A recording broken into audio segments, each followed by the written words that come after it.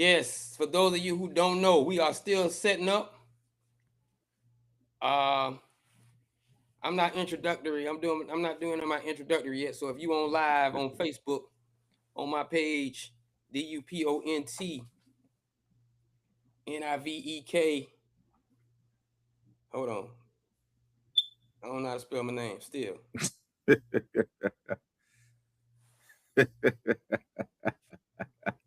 DUPONTZNIVEK. We setting up. I know a lot of you just finished watching that exciting, fantastic finish of a Pro Bowl. Right. Right. Whatever that was. Yeah, that's some mess. They need But to at any they rate, need they need to find something else to do. they need to find something else to do. Well, a lot of people might be trying to say we need to find something else to do on a Tuesday night here at 10:40. Welcoming you all to a February 3rd edition of the NOJASSSHOW show, where because Tank wasn't watching it, just finished watching the 2025, I guess 2026 Pro Bowl, where the NFC won 66-52, a commanding 66-52 basketball game. Make sure you like and subscribe. You can find us on YouTube live at NOJASSSHOW show. Find us on TikTok live. You can find us in the locker room. You can find us in the electronic store. You can find us on Facebook. DUPONTZNIVEK. You can find us at the link on the No Jazz Show page. You all need to join that page because a lot of y'all think y'all know football. A lot of y'all think y'all know sports. The truth of the matter is none of us do, but we kicking a whole lot of data and facts back and forth at each other. And if you can keep it simple and not do all that arguing, we might learn something. Especially in these groups. I'm not gonna give you a shout out, but a lot of these Cowboys groups, y'all need to tighten up. But anyway, locker room, and you can find it on Tank's page. The R, the U, the double S, the E, the LL, ladies love Tanker page, where you can find No Jazz Show. And also, we're not live on there, but you can find us on Instagram. Check out our latest posts on Twitter and X. I need to get back on that. I'll be getting lazy on that. The X Files, I like that. The X Files are like the laziest of my files. It's like TikTok, YouTube. X got to have that little extra magic, to make that thing work. But I get a little lazy on that, but I will be posting. Make sure you again like, subscribe, share, send us some information. Comment, chat, get in there. If you don't like me, you don't like my face, you don't like my hat, let me know. I'm not gonna change it. Why would you? So let me know. A lot going on in sports. But before we begin, of course, I'm sitting up here talking to him, but I do want to make sure everyone knows. Hey, man, with me.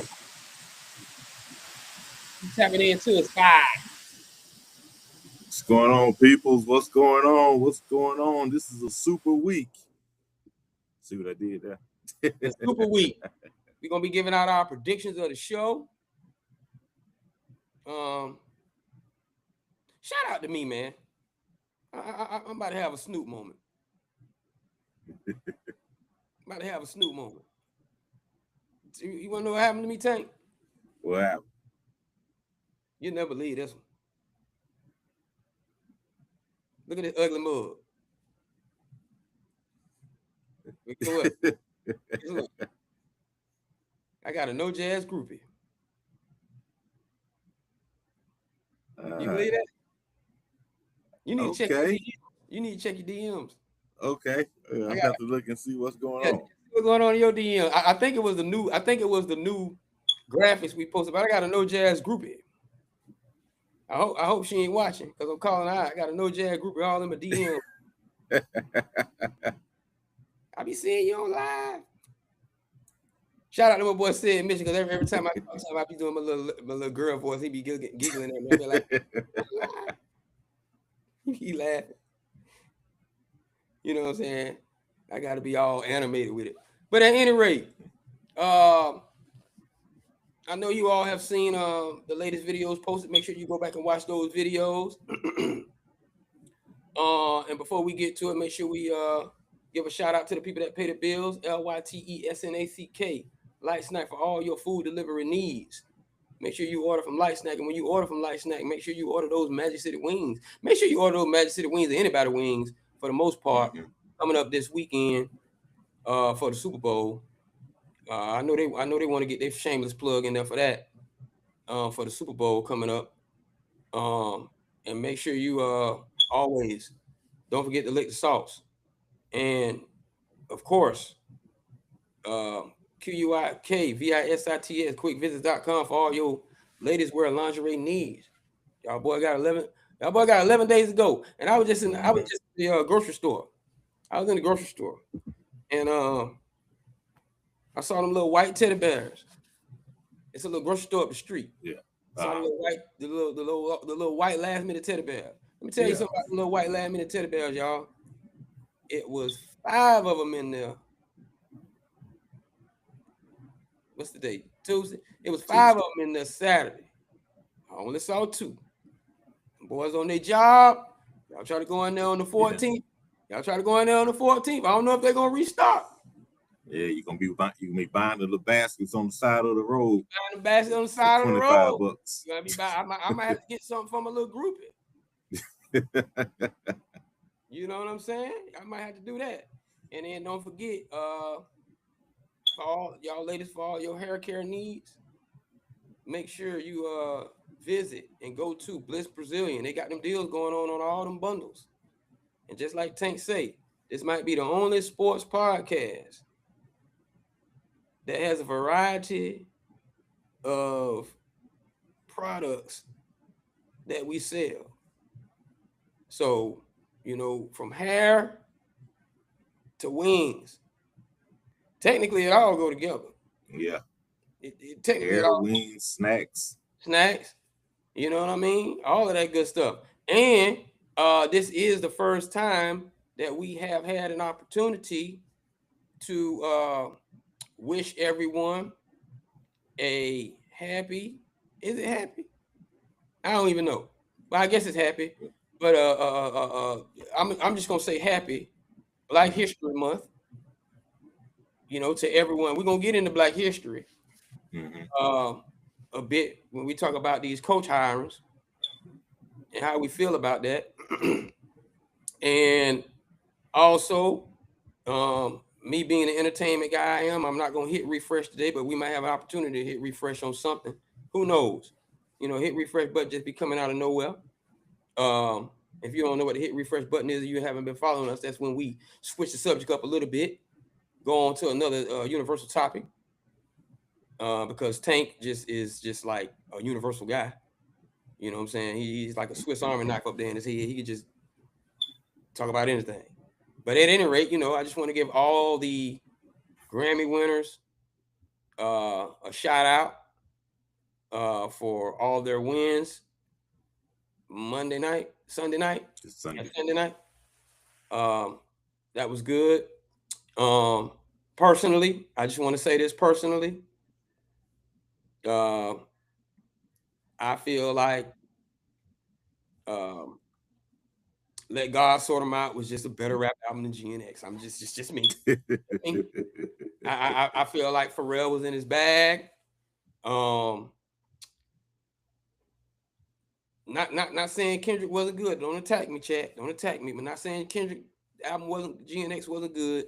It was just heavy sampled that I could tell what it was. You know what I'm saying? So it was almost like you really attempted to make me like songs I already like, and that's kind of like a cheat code. Where Pharrell and Malice and Pusha T, the way they was hitting off each other, man, I just felt like, personally, I'd rather go with, you know, you want something that's all new. Let God sort them out. You know what I'm saying? And that's not to say Pharrell didn't sample. Mm-hmm. You know, it's just I like to not be able to tell what the sample is. You know. Yeah, or it come out later. You find a hidden note. A hidden beat, yeah, exactly. Oh, okay, that's what that is. Okay, that's what that is. It sounded kind of familiar. Yeah. Right. My Apple Music heard me playing that so much it went back and found the old Isley Brothers track on the bridge. Mm-hmm. You know, that's what I like. So shout out to Pharrell who in his bag. Shout out to Pharrell again. Or actually, as T.I. pointed out, Skateboard P. With that latest song they got, you know, I will be figuring out a way to clip that up a little bit to get that across on TikTok, because I'm gonna use that in some of my clips. I like that T.I. That T.I. got a lot of people in the chokehold right now. If you haven't heard that new T.I., it's riding. Back the way it started. Back the way he started. Jim Music cut all the hair off. Got the hat tilted. I'm just telling you, he's doing it. But having said all that, without breathing through my nose, let's get into this. Let's get into this sports talk, man, because I know Tank want to talk about it. And we want to get to it. So I'm just gonna go wild card here. You know what I mean? Like I'm just gonna pull the card out the deck because it's Super Bowl week. We know who made it. The Patriots playing the Seattle Seahawks in a rematch.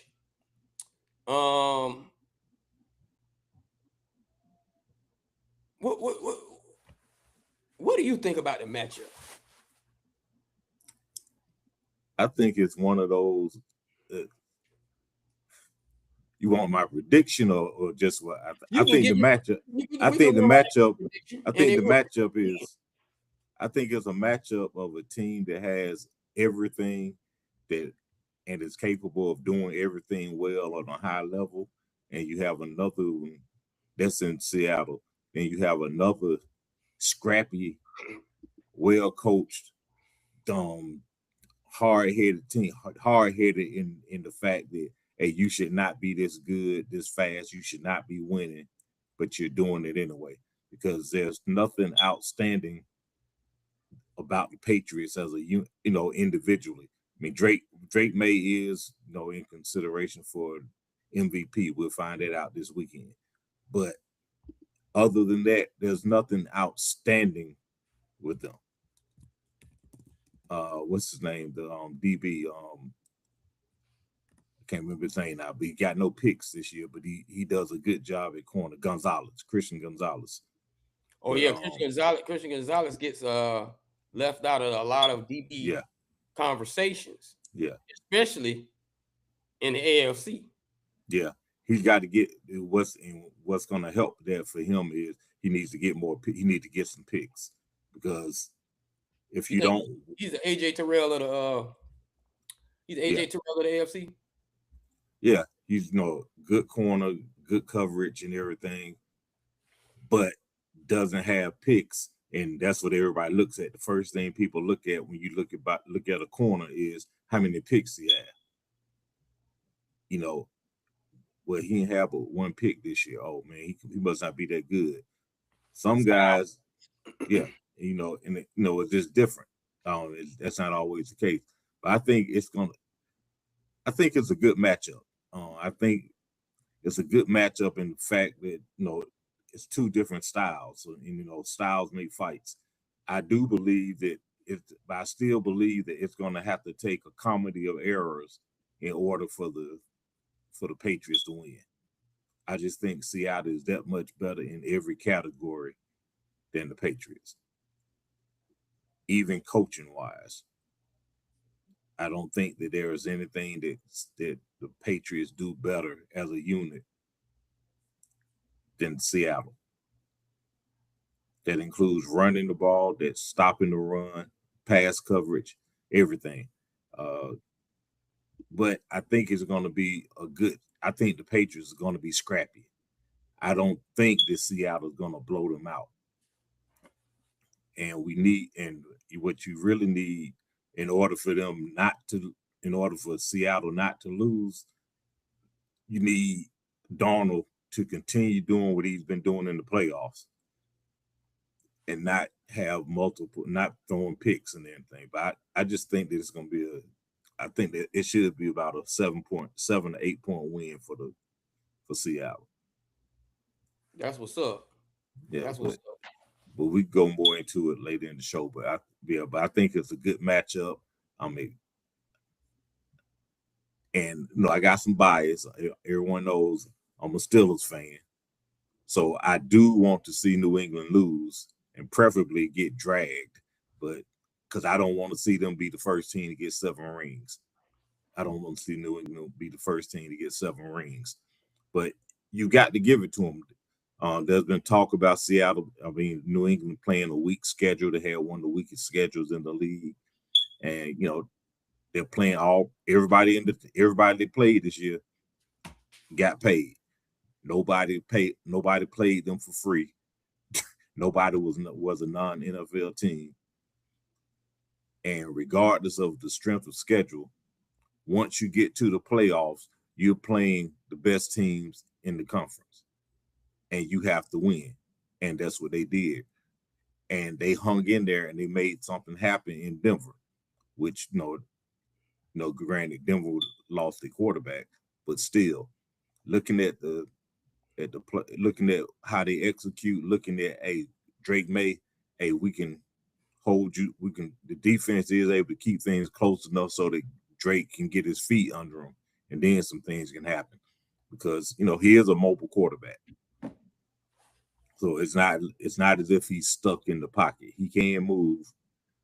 He is a big boy, and so I think it's going to be a good matchup. Yeah, I think it's going to be a good matchup. I think the overriding factors are Seattle is just much. I think Seattle is physical everywhere and has the skill positions to beat you.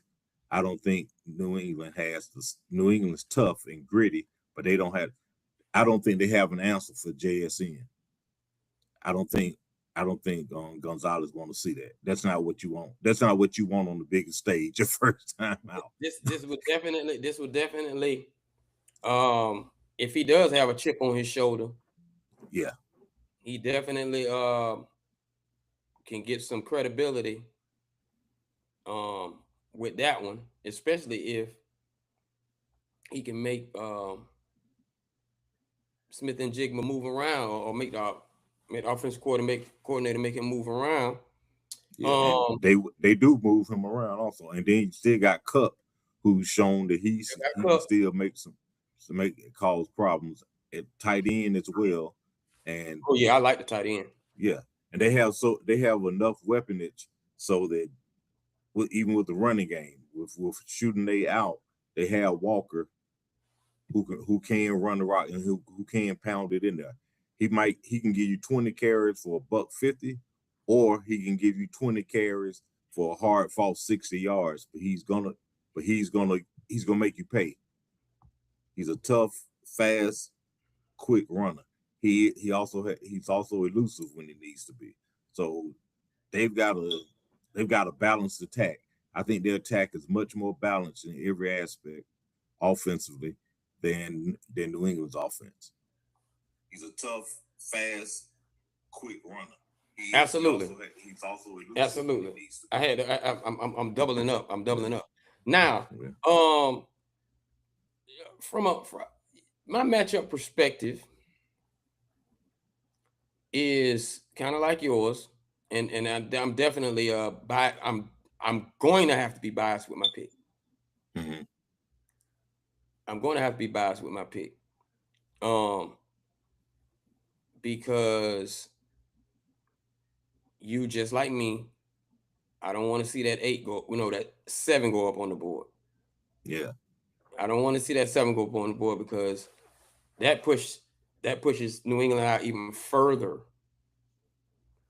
than for my Cowboys than it does your Steelers. And even though I used to be able to say we win in doubles, I can't necessarily say that. Yeah. And with a straight face anymore. But as far as the matchup is concerned, I'm going to call this one of those, and that's why I have to go to a Super Bowl party with New England fans, because this is one of those Super Bowl party Super Bowls where a lot of people are just going to be watching because they want to go to a Super Bowl party. Yeah. It's not. It's not the big brand for me, you know. And I know the NFL loves its parity. You want to see people different in there. As crazy as that sound, and we've seen this matchup before. Definitely going to have a high level of alumni and vets who are rooting for their respective teams. I'm pretty sure Santa Clara. A lot of those guys are out there rooting Seattle on and New England on. But sincerely, I am actually going for Seattle also, because something in my heart is rooting for Sam Darnold. Yeah, me too. I want to see him get one. Something in my heart is rooting for Sam Darnold. If I'm not cue up Michelle A. Yeah, I didn't even know. I didn't even know I did that. I didn't even know I did that. But it really is. Because he might be probably since who? Jim Plunkett. I was gonna say We've seen that Plunkett. guy who had that career, looked like it was going somewhere, didn't go anywhere. All of a sudden, get a Super Bowl win, you're on another level. Yeah, he's got he's overcome that the past 2 seasons, but the coup de grace will be if he wins, he can go from bust to a possible Super Bowl MVP. With a win, tap into a league MVP. Mm-hmm. He could tap into that. I'm also looking at, would this be USC's first one on the board? Quarterback? Yep. Has USC had a quarterback play in the Super Bowl or start? Not start. I'm trying to think. It's because really they have as prestigious as that program is, they don't have a litany of professional quarterbacks who've done anything. They really don't. Carson Palmer would probably be their best. Carson Palmer will probably be their best, and they are known for the tailback quarterbacks and the tailbacks, and have the tailbacks been in Super Bowls like that? Marcus. Probably got to go back to Marcus. The other dude, Reggie Brooks didn't make it. No, I think Marcus is the only one. Reggie Bush. Reggie Bush did make it with Saints.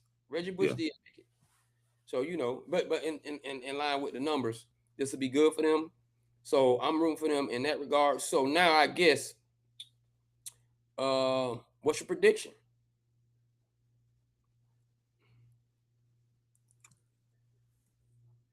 If it's a comedy of errors, this sucker could be 30-0 in no time in favor of Seattle. But what I'm expecting is probably something along the lines of 31-21, 31-24. Okay. Yeah, I'm gonna stick with my 34-21 Seattle. And Yeah, Seattle. 34-21 Seattle with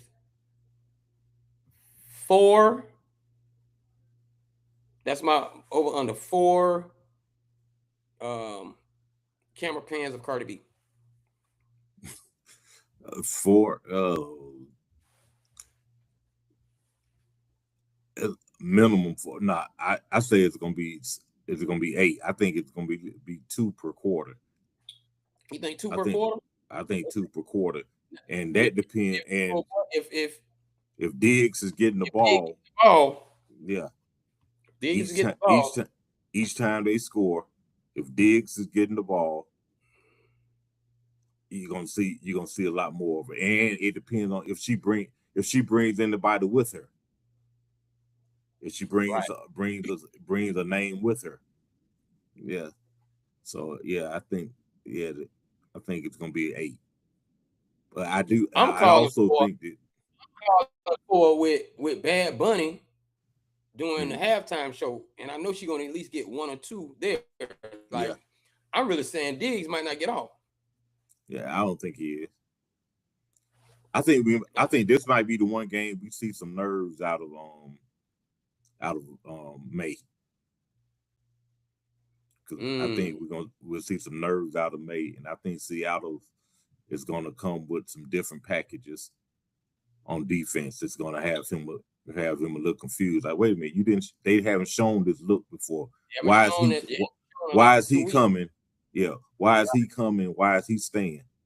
I think that's gonna happen more times than not. And I do think the JSN is probably going to be the MVP. I think he's going to end up like 117 yards, 2 touchdowns, and probably 11 receptions, at least 11 targets, maybe 8 catches. And I think that Gonzalez is going to do a fair job on him, but It's you just know, gonna be too much coming. yeah, I mean, he's the best receiver in the league right now, and you can argue Nakua, but and somehow Njigba is just open. I mean, he just open, not doing the 50-50 balls, which he can do, but he's just open. Like, wait a minute, why is no one around him? Because he's not like he's going and sitting down in the zone. He's running his right. He's running through zones. He's putting a move. His routes are fluid. You don't know what he's going to do next because all of them look the same. I'm looking forward to seeing him, and I'm hoping that Kenny Walker gets off. I hope he gets off. That's Like, how I think yeah, that's how and Jig we're gonna get off.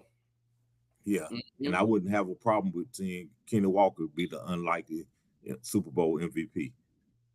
Shouts out to the running back position. And we know that's exactly why. Mm-hmm. You talking about that. Now I'm gonna jump a little bit off that Super Bowl, and we're gonna go into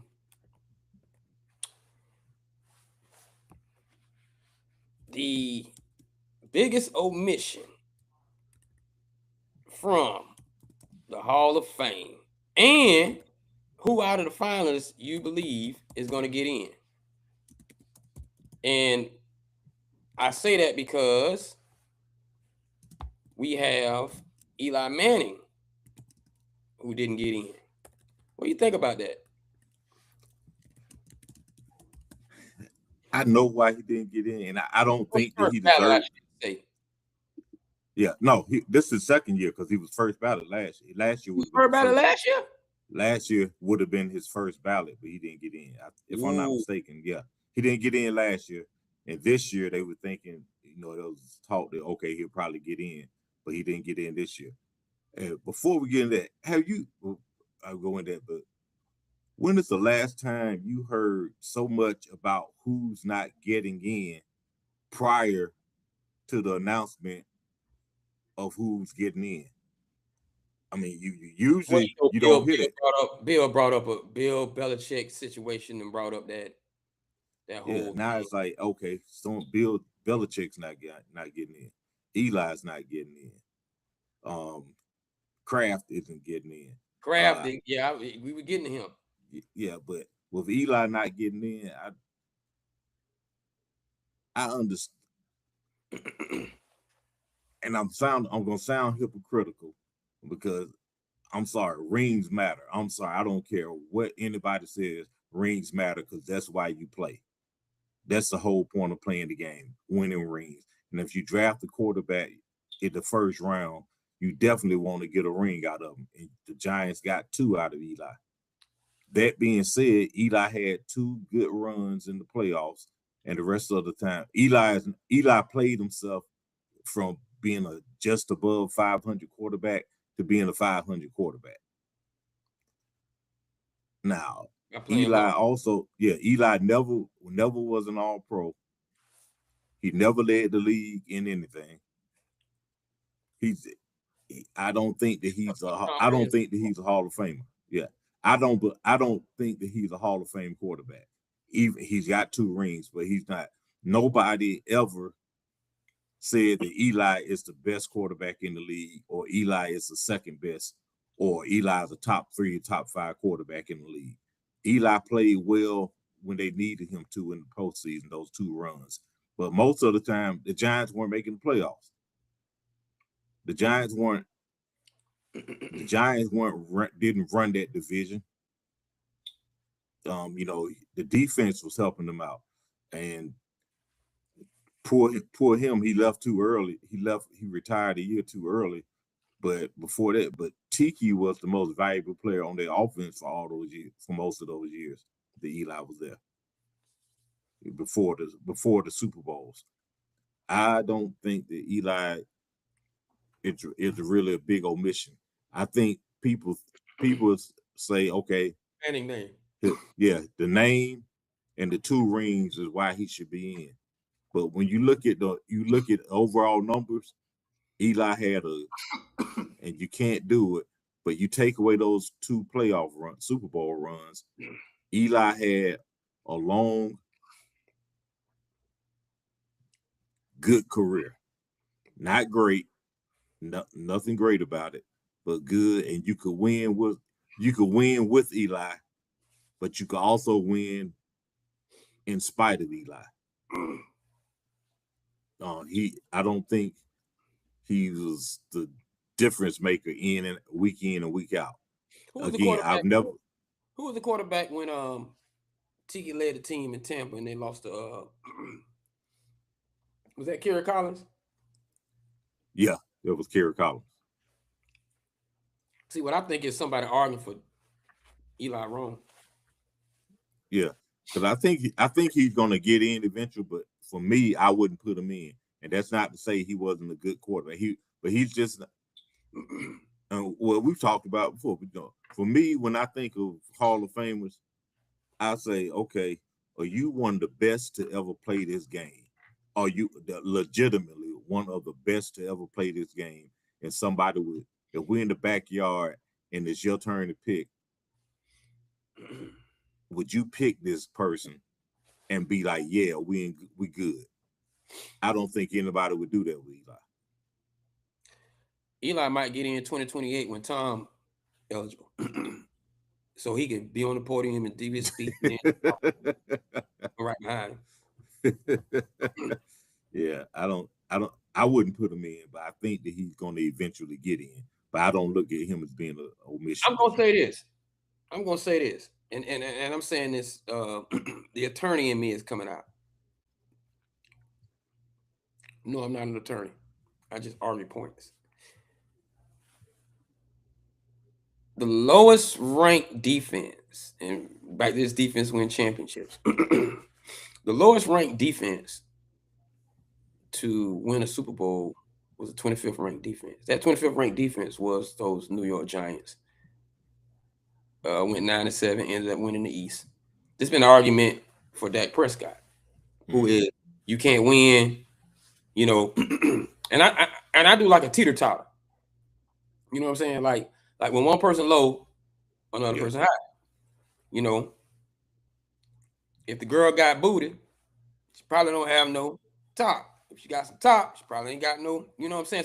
So my thing is, my parallel with that is I'm looking at when you put money into a quarterback. Not that this happened with Eli. When you put all your money into a quarterback, opportunity cost, and you're not going to have a defense.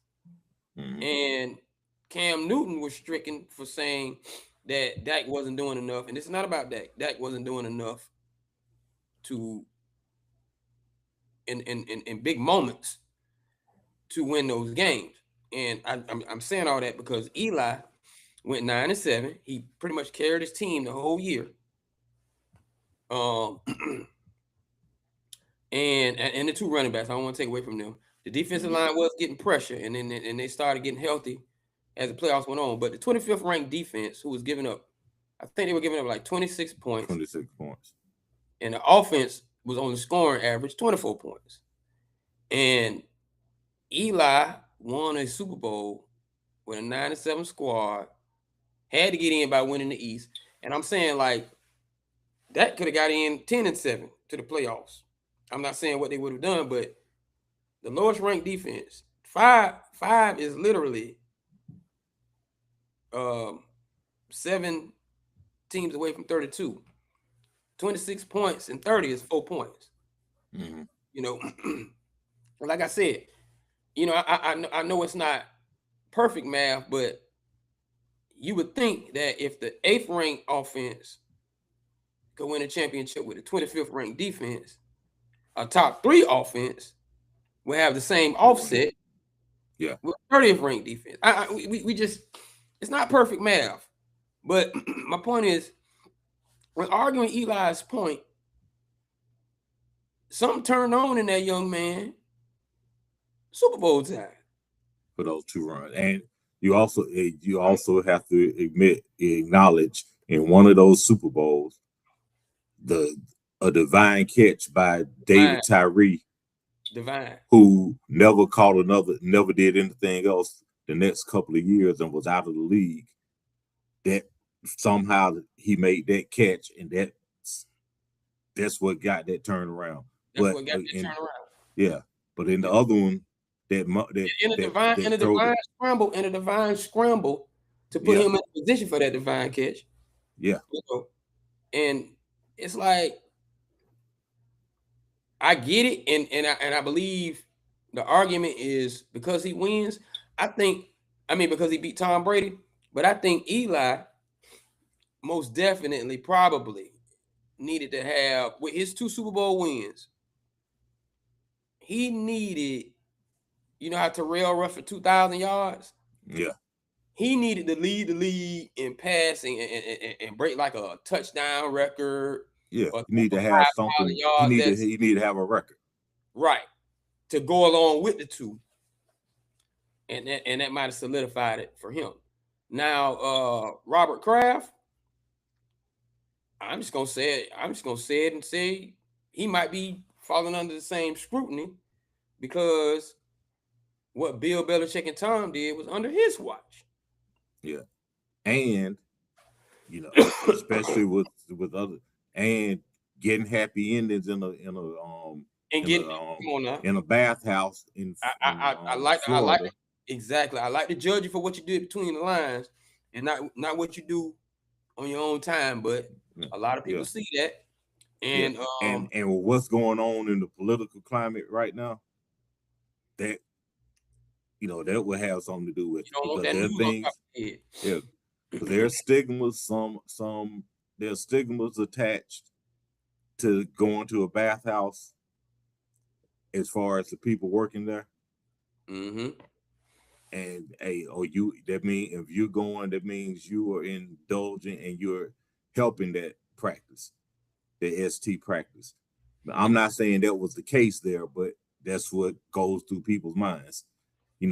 That's what's going on there when they work in those places. But I think that factors in also. And along with, I'm trying to think, how big of an impact has Kraft had on the NFL itself? It's not just hey, I'm the owner of my team is one been to 11 Super Bowls under my watch. But you can't brush that aside. But when you look at when owners get in, it's not just about your team winning, it's about some other things that you do to benefit the league. Absolutely. But you look at 32 years he's on the team and they've been to 11 Super Bowls. That's basically because of that great run. That's basically every 3 years they in the Super Bowl. So I mean, it's kind of hard to knock because he does have to have hired and have kept the proper front office in order for those things, that success to happen. Because we've seen other billionaire owners who have muffed it forever and haven't come close to any of that. He has a great story.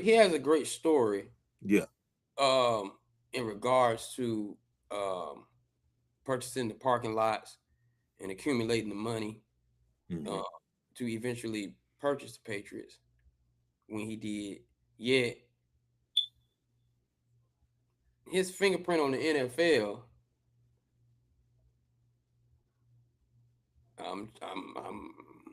I don't know. Yeah, that's what I mean. I don't know. He got 11 AFC championships and 6 Super Bowls, so that counts for something. But like I said, he has had the right people in position for his head coach, hiring him, keeping him, the GM, getting the right GM to do these things, and hiring the right one and letting them do their job. So you got to give him some credit for that. But outside of that, what has he done? I mean, really, to really shape the NFL, what has he done? It was already, because there's always things the NFL wants to do to change, to expand and improve its foothold, its chokehold it has on the U.S. and maybe abroad. Maybe he is indeed one of those guys because he's always getting. And I think this is his props in relation to the Jerry Joneses and the Al Davises, being the personas that they are. He's not that level of a persona until he gets to the bathhouse and the Super Bowl parties, where he always had the rappers. I give him that. But he represents hip hop very well. It's just maybe he's such a low key guy that whatever he's doing, we won't find out until afterwards. I don't know. I don't know. Will he be what? He'll be the third living owner to make it to the Hall of Fame while still. Jones. About all time, or you talking about currently? All time. Let's see. Rooney made it. Both Rooneys made it. I know Al made it. Al was in there. Al, Jerry, who else? He might be the fourth. Mara, the Giants owner. Mara in the Hall of Fame? Yeah. Okay. Not the current one, but the older one.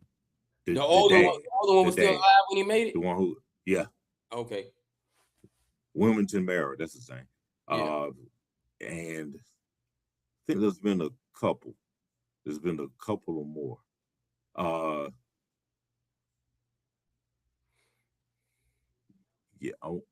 No, Pat Bowlen didn't still own the team. Wait a minute, or did he? I think he stepped down. But Pat Bowlen stepped down by the time he got. Yeah, he had to step down. Okay, all right. Now, we're gonna do the because it's gonna be Super Bowl talk. We can jump into that anytime. So we'll get to them lineups because I like that. But I did want to talk about NFL going to Paris. No. Here's why I want to talk about that. Because they're setting up for the international Super Bowl. Yeah. I'm saying 8 to 10 years. Mm-hmm. It's an internationally watched, no, globally watched game, but it's not international. And I think they're setting up. Could you think they can do that without having a team, an international team, or you think they go ahead and? Because like, who's the closest one to have that fan base? The Cowboys in Mexico. Jacksonville, because Jacksonville goes and plays every year. They have multiple international games every year. So I would say, What about I the would say, international fan base? well, I mean, the as Super far Bowl as doesn't matter.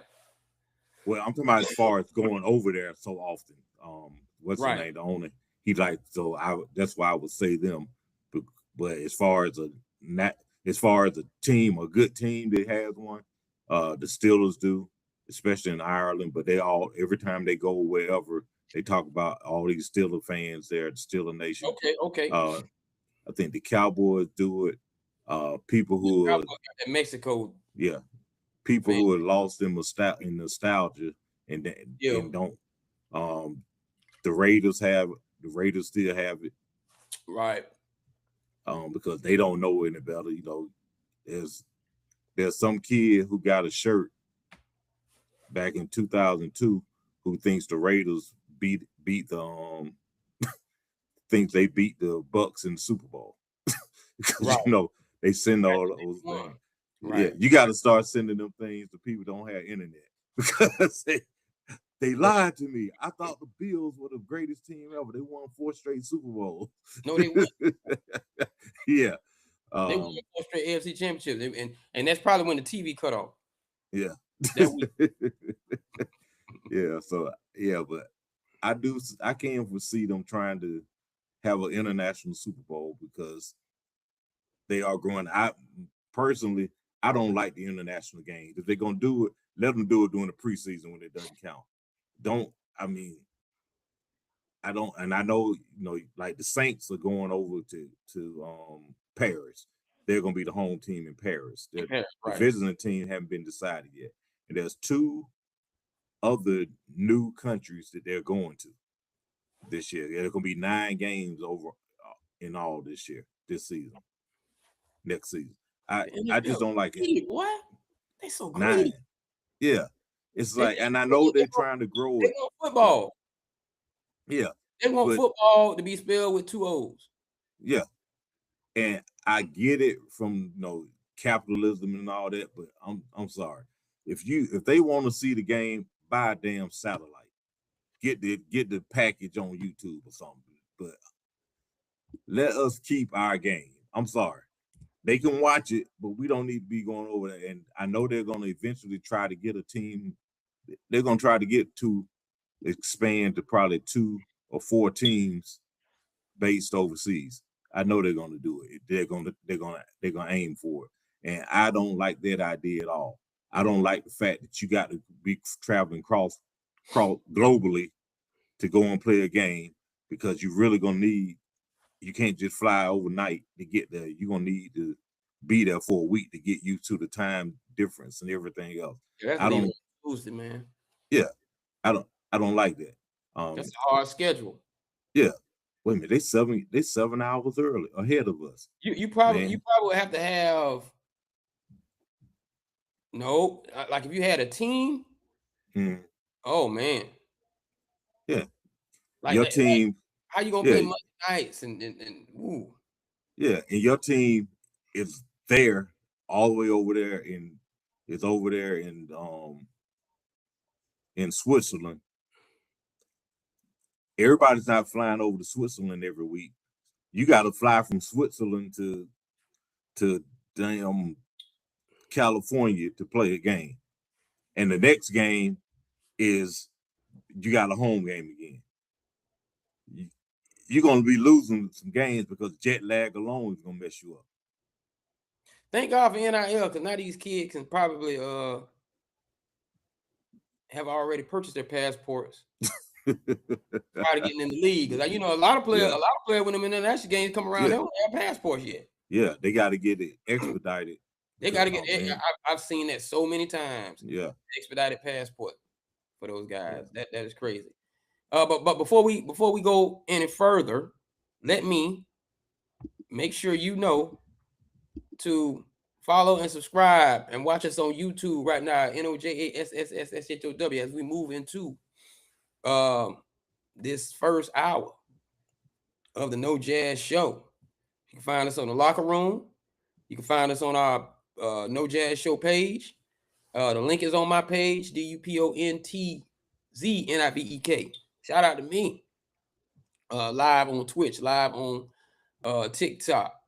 And you can find us on Instagram, not live, but we are there. Hit us up at NOJASSHOW@gmail.com for all your comments. Make sure you like, subscribe, comment, and share. Let us know how we doing. Let us know what we doing. Moving right along, man. You pose this question. I'm just gonna say something about it. I just want to know. Why did you ask me about my feelings about football on Saturday? Like what triggered that? The Super Bowl on Saturday. Yeah, Super Bowl on Saturday. Yeah, because it is the Super Bowl has become a national holiday, an unofficial national holiday, and it's played on Sunday. And I think that it should remain on Sunday. A lot of people say they wish it was on Saturday because after the Super Bowl party, this and the other, they don't want to get up and go to work the next day. I think what makes it special is the fact that the game is played on Sunday. It's played on the NFL's day, and you get to go to work the next day. And depending on where you work or whatnot, that's the talk in the office for that day, and possibly for the week. I think if it's on Saturday, which for people who get hungover or they're full or tired or whatever, hey, they got Sunday to recoup. But come Monday, they really aren't talking. They aren't gonna be like, oh man, did you see the game 2 days ago? Who came up with this hypothetical? As far as moving it to Saturday. Yeah, I've seen over the years, I've seen people mention it, and some people just in general Monday, because of the Monday. Yeah, because it's a Monday, but it's just like you generally don't have the national championship on football national championship on the weekend. It generally falls during the week on a weekday. Monday. Right. Yeah. So I think hopefully it'll always be on Sunday. I think it makes it special that it's on Sunday, because otherwise you start flipping. If you move it to Saturday, or they could start flipping it around, be like, shoot, why not do it on the Thursday night? Why not do it on the Friday night? Why not do it on the Monday night? They watch the playoff game on Monday night and go to work the next on Tuesday. Hey, they can watch the Super Bowl on Monday night. But I think for ratings and for everything that goes into it, I think Sunday is the best time to have it, because you got Saturday to go out and get everything that you're going to get for your party and all that, and you got to prep for it. And then you got Sunday. If you do it on Saturday, it means you're rushing, or you have to have that stuff done during the week, because we know especially for diehards, Super Bowl Sunday is all day. It's not just 30 minutes before the game starts. You're looking at all the pregame on NFL Network and whatever other network is carrying it. So I think Sunday is perfect for it. I don't believe that they should ever move it, but people complain, and the NFL will listen if they think that it's going to bring more money, and it'll also probably bring in more casuals, people who only watch the game. Who's complaining? Them casual liberals? Yeah, them casual folks. Casual, everybody complain. They love coming in, because really what they're doing is They're probably complaining because they don't have anything to talk about on Monday. Yeah. Didn't nobody invite them to the party. Yeah. Hey, you mentioned cultural economics tells me that a Saturday Super Bowl after it's been on Sunday all these years will get shut down because of what you said. Like, I think the grocery chains, especially the beer companies, they're not going for that. Like, I need you to have time to get that check on Friday, pour all that money on Saturday. Casuals, get your jerseys on Saturdays. You know, I don't have time to do that because you're making it about Monday, but you're really not talking about how you gonna dig into the work week Wednesday and Thursday to beat the rush on Friday to be preparing yourself for Saturday. You're really talking about if I'm going to the Super Bowl, I don't have to leave till after work Friday. I don't have to take, use my PTO. I can catch me a little red eye, late flight, half day Friday. Now you're talking about putting all that midweek. That's 2 days. See, cultural economics is gonna shut that down. Yeah. I don't even see anybody even entertaining. Yeah, but it comes up every year, man. It sure would be nice if it was on Saturday. I'm like, no, you're the ones who don't watch, but maybe 3 games a year, and you're the ones who show up because it's the Super Bowl. It's a Super Bowl party. That's why I was going to ask you earlier. You were talking about a Super Bowl party this week. Now, I'm one of those people. I don't like Super Bowl parties. For real? Because I'm an elitist or I'm snobbish or whatever. But when I'm watching the game, I want to hear what the commentators are saying. I want to see, okay, I thought I saw something. Now let's see. Okay, okay, this is what happened. Okay, this is why he's off the field right now. Okay, he is hurt. Okay, this is what's going on. You go to Super Bowl parties, people got damn music going, people just yapping about what they did when they went on vacation 5 months ago and all this, because most of those people are there. They're there because of the game, but they're not there because of the game. If you know what I mean. Because it's a game. Yeah, because it's a Super Bowl, but they aren't there. But if I asked you to come and watch a game with me last week or in week 7, I ain't concerned with that. Well, what but man, if it's a Super Bowl, I'm coming. I just can't, because I've gone to a couple and there was so much so much of this going on, but they didn't have a damn thing to do with the game or nothing to do with football, and it was just, I'm like, I wanted to tell them. I was in Dugans. I wanted to tell them, man, y'all shut up and pay attention to the game, but you can't do that. And I said, I'll never go to another one. I mean, they used to have one at the Omega House, Omega World Headquarters. They would have this big shindig. And I said, I can't do it. It's going to be a couple hundred people there. I'm not there to talk to anybody about anything other than the game. I don't want to hear nothing. I don't care how fine she is. You're going to have to wait till this game is over. Big Booty Judy, you got to wait till this game is over, because I'm paying attention to the game. I just can't. It doesn't do anything for me. I just don't. Like I said, it's just like fight parties. Some people don't care nothing about boxing, but they're going to show up if it's a title fight. They don't even know who the damn fighters are, but they show up because it's a title fight. For real. And after it's over, you never hear anything from their mouth again about boxing until the next title fight. Shout out to the sports purists, because we know. Shout out to Cam Newton and his platonic friends.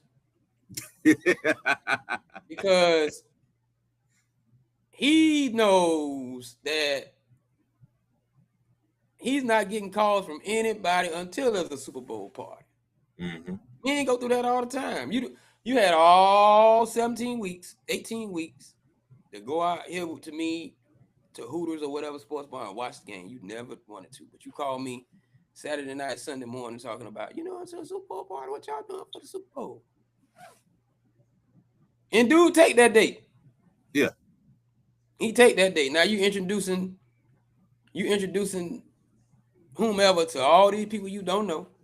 I mean, who don't know her. She don't know. And she around mingling. Network. Like, yeah, that's fight parties too. Yep. We might have to do a segment on parties, sports parties. We might have to do that. Now, I'm gonna jump right quick. I want to get this in right quick since we were talking about fighting. That was a great segue into, and I got to get my man name right. Kingsley eBay. This is gonna be a short segment because everybody talking about Kingsley eBay knocking Jared Miller's toupee off. Like Buddy got beat and is more famous for loose. Yeah. You didn't know his name before. You didn't know his name. The toupee need an agent. Didn't even know his name before then. That is crazy, man. Yeah. We used to call it when you get hit like that, or like in football, you hit somebody. We was like, man, we could call it peeling your wig or spitting your wig. Hey, for real, like, man, I'm gonna peel your cap, literally. Yeah, and why is he wearing that in the ring? But he said the man told him he wasn't gonna come on. I'm sure his corner people probably, some of them probably like, man, I didn't know he was bald. What are you doing with that now? You in there looking with your raccoon cap on, looking like Daniel Boone. Man, I thought it was AI when I first saw it. I'm gonna tell you this because this is my question. The craziest situation you've ever seen in a boxing match. I think he might have number one. I have two. You got two? Yeah. Your two probably my two. But you go ahead. The first is the obvious, and it happens more than you know, but this was on the big stage. When Mike Tyson decided to take a chunk out of Holyfield. Absolutely. Ear. That's number one. And the other one was the fan man parachuting doing Holyfield's fight with who was that? Riddick Bowe. Yeah. Riddick Bowe. And the fan man got blasted. The fan man got blasted. I'm like, Holyfield probably looking at that dude get his toupee knocked off and probably saying, okay, now somebody else has the number one most unusual thing that ever happened. Unusual. I mean, man, that was quite unusual. But though he if there's a top, he cracked the top three. But those two are mine too, man. That was the craziest thing I have ever seen in a fight. Maybe we can send him one of the gazillion week Brazilian weeds. Yeah. As a matter of fact, see they changed their name midweek, but he needs some gazillion Brazilian, but it's Bliss Brazilian. Yeah, Bliss Brazilian. You need that and some Gorilla Glue. We add right in on this, but you need and some Gorilla. Cause boy, man, that was crazy. And and on a serious note, shout out to Shakur Stevenson for winning his fight. As he takes his place, moving along in the higher echelon of boxing now that Crawford is retired. Unless the money get right, but shout out to Shakur. We hate that his win gets blanketed. You know what I'm saying? Or should I say carpeted?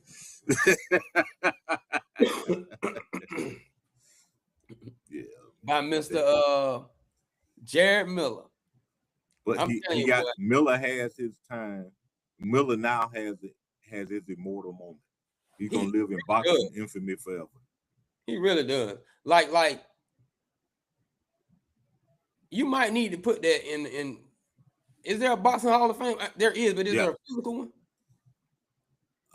There's an official Hall of Fame, and then it needs to be. That wig needs to be. We need to go ahead and put that on in there, man. We need to put that picture in there with the actual toupee. With the or the wig or whatever that is, man. Because man, last thing on that, if they find out what kind of adhesive they use, if word gets out or what it was, whatever adhesive it was that was holding the thing down like that and didn't do its job, they stock just went all the way down. They stock went all the way down. You were right with that Gorilla Glue. To all the ladies that use Bliss Brazilian, whatever Miller used, don't do it. I hate for you to be on a Ferris wheel on a ride at the.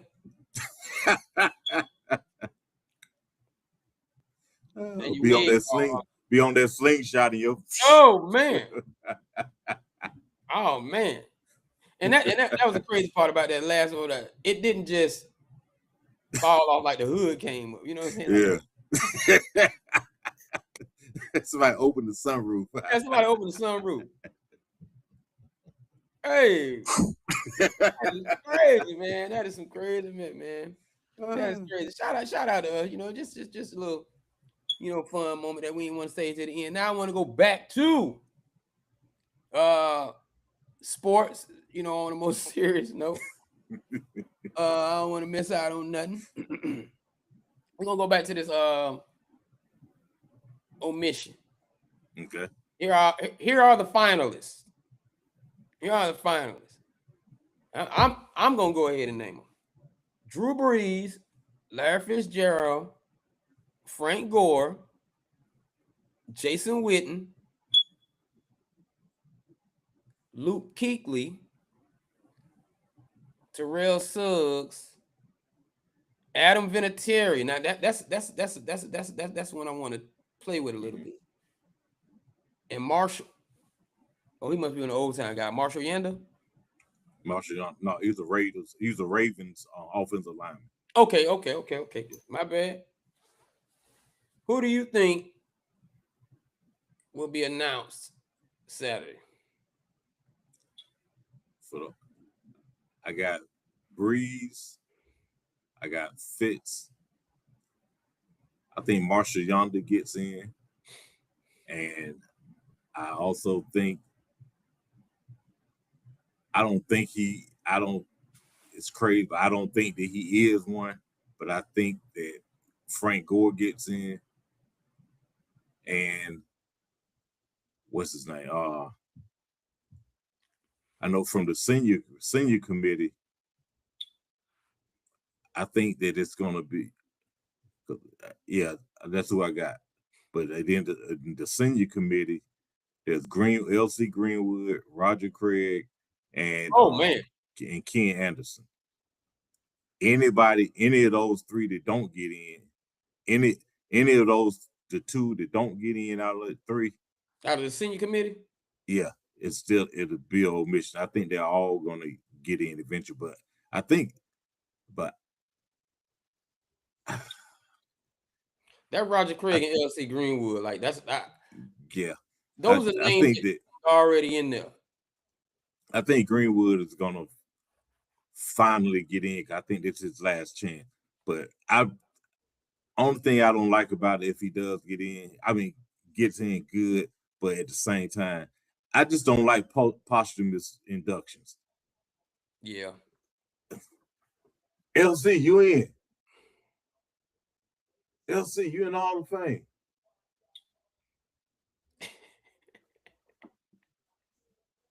He don't know. But the speech gonna be like his people the Greenwood gonna be like, I know Daddy looking out from above. Yeah. And he looking from above. He was saying, what took y'all so damn long? But But I think it took you so damn long for real. Yeah, we'll do it another time. But I can make my argument for Craig to get in is the same as my argument for Craig not to get in. Which is If the main thing that will push him over really for me would be that he's got 3 rings. Oh, okay. Roger Craig has 3 1,000-yard seasons, 1,500 yards, 1,078, and another one that might have been 1,300. I think he's got 3,000-yard seasons. Of course, he's got the 1,000. He never led the league in rushing. He never. Huh? He wasn't. Yeah, and he didn't. So I look at that. He averaged. What was it? I think it's like 62 yards a game in his career. Which, if you got a running back giving you 62 yards every week, you're looking for another running back. And if I'm not mistaken, it might have been 55.8 yards per game might be his average. It's one of those two. He never put up numbers that you said, man, but he's one of those. His numbers is the main thing that I hold against him because he wasn't dominant numbers wise, but at the same time, when you look at him, you say, man, that dude's special. But his production overall, his numbers doesn't say he was special. It's 1,000 is what's that, and those 3 Super Bowls is what's going to put him over because he doesn't have a high tally of touchdowns either. He doesn't. I mean, there's going to be a question coming up later, and I know who's not your running back. Yeah, I mean but I almost feel like you feel like Ricky better than him. Ricky Williams. Ricky Waters. I don't think Ricky's a Hall of Famer. Let's put that out there first. But I think that Ricky was an improvement of Craig as far as things he could do. He didn't put up the same type of. I think he was an improvement. Yeah, right. He was an improvement over Craig, which is what you want. If somebody in there, you want somebody who can do what Craig did or do things better. He was more. He put up more yards rushing. Craig has 8,000 yards rushing over 13 years.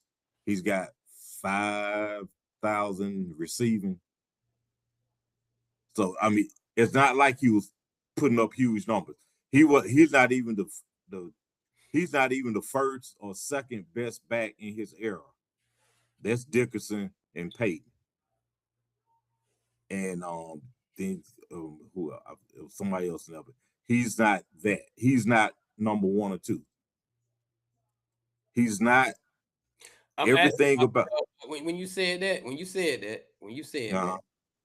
Mm-hmm. And I'm not saying he was going to be as good as Dickerson and Peyton. Mm-hmm. But he definitely wasn't. Neither one of them was sharing, especially Peyton. Neither one of them was sharing offensive touches with Jerry Rice.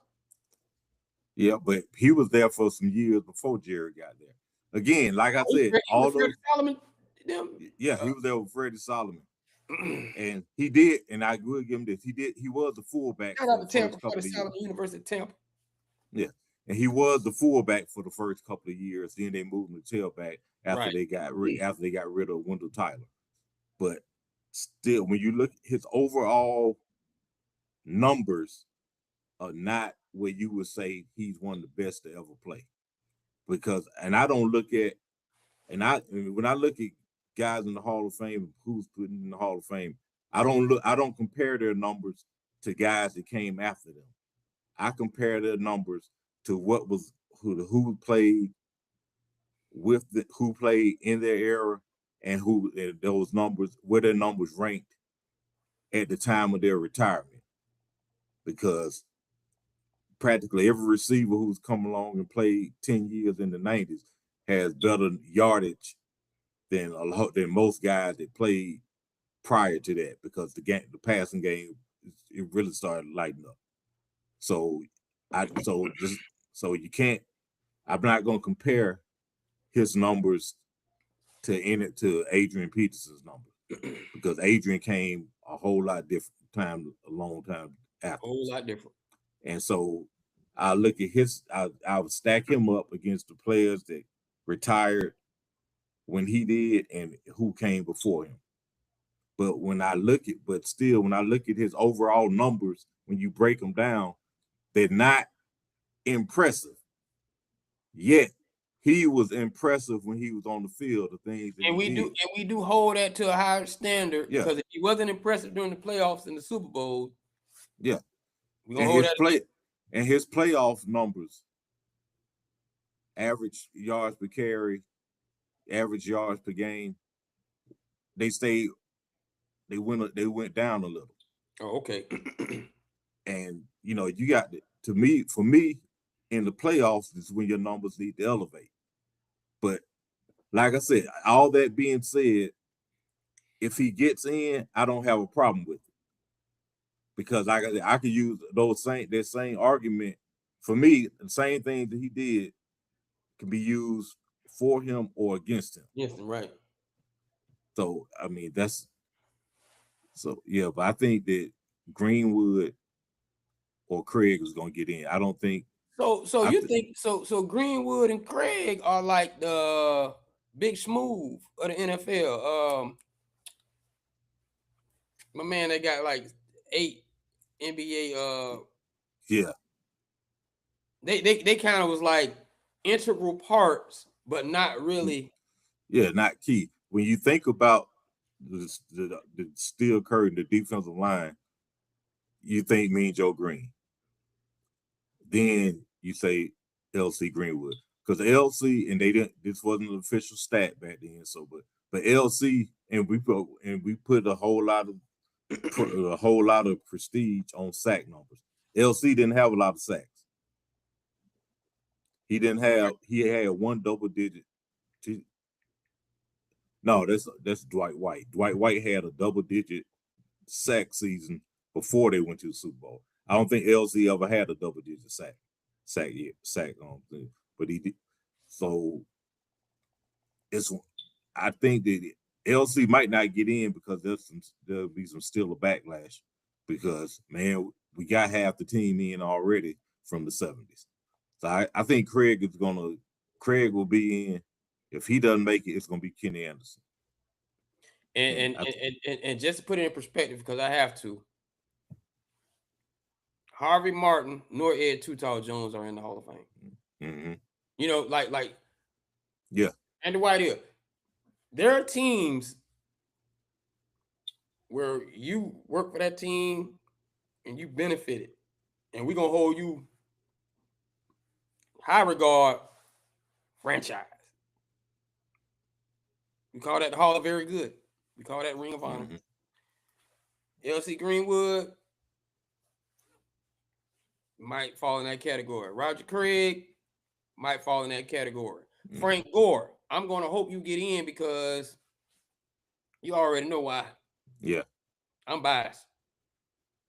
And I hope they look at the whole knee surgery since freshman year and you did what you did story. However, even saying all that, I got to be fair. The history of the NFL can't be written without you. Right. Football glory, absolutely. Larry, come on now. He in there. This man had more tackles than he had drops in his career. That's all they needed. That's all they need to be said. Right. Drew Brees is kind of, well, I won't say unless he takes off, unless Darnold just takes off.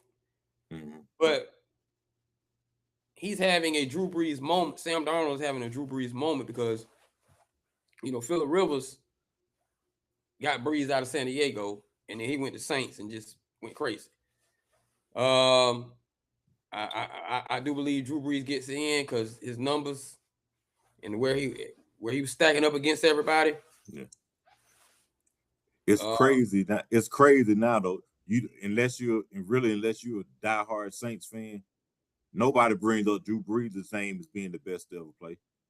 I mean, but remember one time he had numbers that said okay, he's the best to ever do it. But now, I mean, you Peyton passed him, of course Brady passed him, and you got some other guys but I don't ever recall hearing Brees called the best in the league. One of the very best, yes. That era was just stacked. It was like, dang, man. That era was stacked. Yeah, you can't fault guys who didn't get that acclaim or who didn't become the best because hell, it's like the 80s, the lighter division of boxing. Hell, everybody in there was a damn champ, a legit champ. Everybody who was number 1, 2, or 3 contender was a damn legitimate guy, This is not me saying because NFL and the media write stories, right? They write stories. And I'm gonna say this first before I get to that. It's crazy how they don't from a New Orleans Saints lure. When you say quarterback, they still going to Archie Manning first for some odd reason, and it should be Drew Brees. But in that era, from what we're talking about, let me tell you, and shout out, because this is not me saying he wasn't a dog. He was a dog. Colston was a dog. But the problem is, in that era, Drew didn't have his tandem guy. Yeah. Because you going up against Big Ben, and I believe Big Ben's tandem guy is probably going to be Antonio. Peyton's tandem guy, Hines Ward. Peyton's tandem guy, of course, is going to be Harrison. And Wayne. And Reggie Wayne. Phillip Rivers in there, but he didn't have a tandem guy. Gates. Would it be Gates? Antonio Gates. It'd be absolutely. It'd be Antonio Gates. Like even Gonzalez, who caught all them balls, just didn't do it at long enough time. Who am I missing? It was some quarterbacks. Brady was playing there. And who else? Brady got one tandem season, but Brady, you can go Brady Moss, you can go Brady Gronk, you can go Brady Edelman. Who else? There was somebody playing it. I want to say who was playing in Denver. No, but Brees, he had for a little while. He had Reggie Graham. I mean, what's the name? The tight end from Jimmy Graham. He had Jimmy Graham for a minute. Yeah, I said Gonzalez. Jimmy Graham. Yeah. Jimmy Graham didn't. Him, Jimmy, and Colston didn't have enough something. Yeah. Maybe it was the Saints. But you never, like, they weren't breaking records or anything to make you old. All the numbers he had was with a lot of it was with those guys balling. Yeah, but he's gonna get. He should be in though. I do think he should be in. Yeah. Omitted. I have to wait and see. Because I know who in the back of my mind. I just don't want to say it. Now, would it be funny? What would be funny? Is if Adam Vinatieri get in. I could see that. I could see Vinatieri getting in because I can see Vinatieri and Yonder. Vinatieri is the one I left off. I couldn't remember the other name, but I would say Vinatieri because of what he did as far as particularly postseason. Absolutely. And he's got rings. What he did in the postseason, and he at one time was the most accurate kicker in NFL history. Absolutely. And I think Marshall Yonder is going to get in because they're going to. He was very good offensive lineman, and also they want to show some love to the Big Ugly. Yeah, we need to Yonder. move into that. We need to move into that. You know what I'm saying? Yeah. Those buses in there, they're gonna need somebody to block for. We're gonna get people with buses. We're gonna get to that later. Now, before I go on, we are live on YouTube at NOJASSSHOW. You can find us live on Twitch, GMP Media Group, live in the locker room, live on Russell Tanker's page. That's 2 S's, 2 L's. Live link on my page, DUPONTZNIVEK. Live on the Facebook page of No Jazz Show with that link. So join us if you aren't joining us, because I'm moving into this second and final run, and I saved this one. I think we didn't hit everything we're gonna hit, with the exception of that last part. Hold on.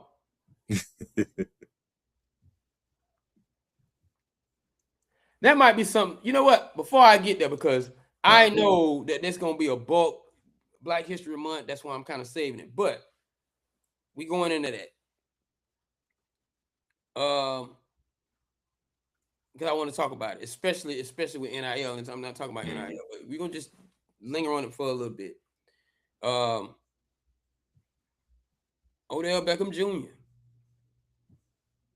got a cosign from Le'Veon Bell saying $100 million is not enough to live off of. Is he saying after you retire, or I don't think the context right? I think he means overall, like that's what you make, and that's not enough to live on while you're playing and after you're playing. I think he's talking about for a lifetime. All right. Now, to put it in the context, I'm gonna tell you something. I like Le'Veon. I love this style. I love this play. I like that little bit that OBJ gave us. You know, I'm even throw Antonio in there. And I'm gonna say this. Y'all gotta look at who's saying this. Y'all, what I don't do is I always put KD with $100 million or $1 billion. I'm just saying 100 million since we're talking about 100 million. But I always look at KD with $100 million at the age of 20.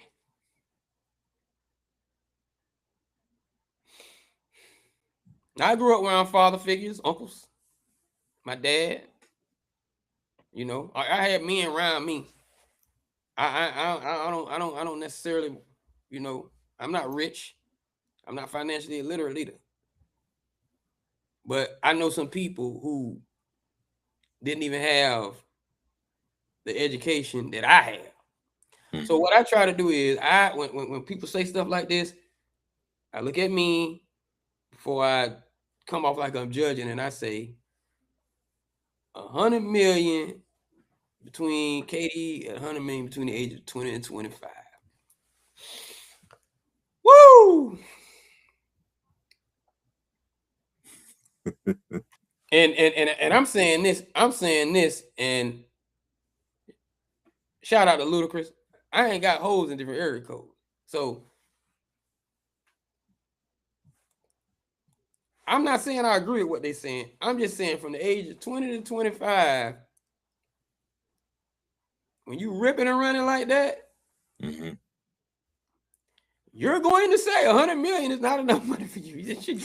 Just that's gonna be your mentality, bro. Like them boys were getting it. They were riding around and getting it.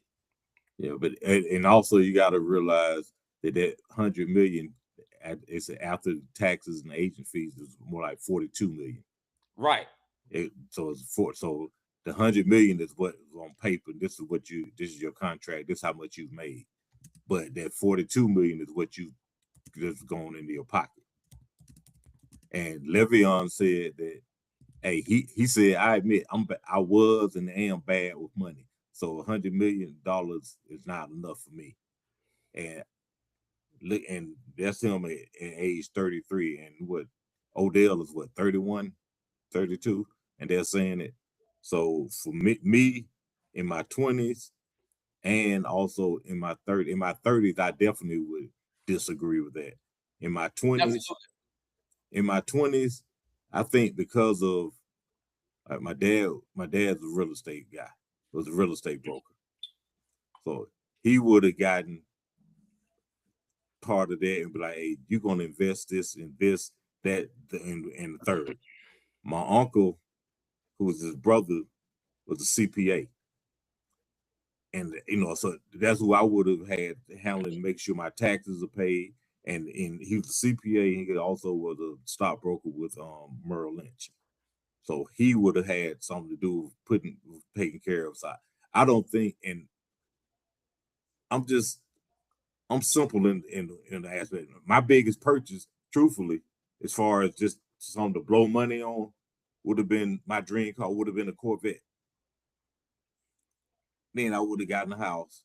I wouldn't have gotten something that had 500 rooms and hold on now, take care of some folks. But I would, so I don't think that what year you would have got this Corvette? Let's say graduating from college, I would have got it in 91. I'm trying to think of that 1991 shit. At 20, I would at 21, I would have gotten it. It would have been 1991. I think I know which one it is. Yeah, the ZR1. 1991 Corvette. Oh, hey man. So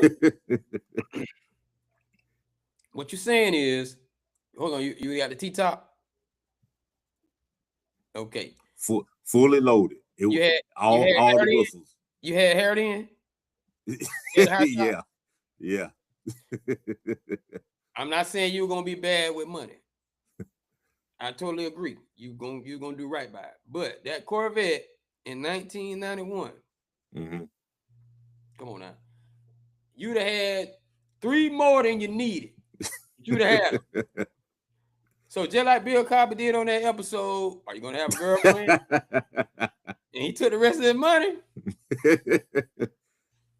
Yeah, but you're gonna have a situation with the vet. Yeah, but with the support group that I have, as far as my dad, my uncle, and also my mother, as far as how she is, and also my boys who I'm still friends with today, they would have kept me from. They had to come on, dogs. Come on, dogs. Yeah. You can't be doing that. Yeah, they would have been like, man, come on, because that money that you make, that's the money that got to last your lifetime. That's what they're talking about. They won't last a lifetime. Right. So they would be like, they would tell me, man, you don't need to be spending all that. You don't know, because that depends on the type of support group that you have, the people you hang around, the people you listen to. Those folks, because they're gonna be there. You're gonna have your crew. You're gonna have your. They want to call it entourage. For me, it will be those same 4 guys, with those same 3 guys. So I wouldn't all of a sudden have a whole bunch of people around me. And see, this is what we're saying. 1991 Corvette ZR1s, 2001 Corvette ZR1s, 2011 Corvette ZR1s, 2021 Corvette ZR1s is why Cam Newton says he cannot have platonic friends. Like, you are not going to have platonic friends with Corvettes. Yeah, you gotta. They gonna be, your friend is not trying to say, hey, Tank. Your female friend is not trying to say, hey, Tank, let's just go get some brews on me. No, she ain't saying that. Yeah. And the default settings are going to switch on in the bucket. Some things gonna happen. Yeah, some things gonna happen. So I just don't think that. Stop calling that man. a Neanderthal man because he said what he said. It's the truth. Yeah, that 42 million. That's 42. Yeah, that 42 is, to be honest, it's not enough. If you you have to live a lifestyle below your means, really. Because you think about it, they're in their early 30s. Early. Their career is over. If everything goes right, and they live the average life expectancy, they got another 43 years to live. That's why that guy took Allen Iverson money. Yeah. Shout out to the only AI I know. Him and Andre Iguodala. But that's what we saying. Like, man, hey, that's a lot of money. That's a lot of money for a 50 plus, 40 plus, 35 plus year old man to be judging what these 30-something year old men saying who live these lives in your 20s. But you got to think about who you would have been with that type of money. Yeah. I know some jokers had $40,000 with tripping. Yeah. I remember hearing Ryan Stewart. He was talking one time, this was years ago. He was saying, he only played, I think, 5 years, but he was saying the money that you make, and he said the guy, one of the veterans told him, look, you don't know how long your career is going to be, but this money that you're making, you need to do something, you need to be smart with it, because ideally, you'll play longer and you make more money, but the money you're making now and the money for whenever your contract is up and whenever you stop playing, that's supposed to last you for the next 30, 40 some years, or it's supposed to springboard you to put you in position to be okay for the next 30, 40 years. So think about it. You came out changing your whole family life. Yeah. We think about, for us regular people, you reach your peak production as far as your income and whatnot is coming in when you're in your 50s. Really, as an athlete, you in your early 30s for the best of them. I'm not talking about for the average ones, because their career is only a few years. But for the best of them, in your mid 30s, it's over. It's time for you to get on with your life's work. That final contract is around 27, 28. Yeah. So then it's time for you to get on with your life's work, and the lifestyle that you've been living, you want to be able to keep it up, but you aren't making that kind of money anymore. And you got other life responsibilities coming in, and heaven forbid you've been one of them. You've been doing the Dwight Howard and putting babies in every area code. For real? Yeah. So yeah, that it's Carol. Yeah, it's not enough if you aren't financially fiscal with it, and you not living really below your means, because you realize, hey, I won't be making this kind of money anymore, and this is gonna have to last me, because if I don't get a job in the media, I'm not gonna be making that kind of money. If I don't invest in a car lot or a strip mall or a restaurant and get a job in the media to keep my name famous for people to come want to, I'm gonna be lost in the sauce. Now this is not us. Because there are some winners. Yeah. We just talking about what these young men said. High level, famous. Yeah. Made 100 million. And just like Prime said, your football career is the blink of an eye. Yeah. We talking about 21, the best. About 29, 30. You lucky your body was good to get you 33, 34. Mm-hmm. So you have to be, and I'm gonna go back to your example. 1991. Because you could tell this touched me, this platonic relationship thing. 1991, when Tank riding around in his ZR1, the ladies were still laying their hair down with pre-con gel and Lee press-on nails. $10. Mm-hmm. A hairdo top end, even in the Jericho era, through them wearing the natural, getting the roll, 85, 65. Mm-hmm. The economy wasn't. Now, they meet you within 48 hours, and they know you got it. Oh, I need this such and such, 300. Mm-hmm. So I want to get my nails done. That's another 200. Oh, you got it. Oh, you broke. So these dudes are meeting these types of women and doing that to get them to get on out the way. So I'm just telling you, that's what that man and basically what they got to do is before they even get their financial structure correct, they gotta dead that beast inside of them, and that's still 30. You still heavy at 30. You heavy. Mm-hmm. You don't really think you trying to slow that beast down to you about 45. Let's be real.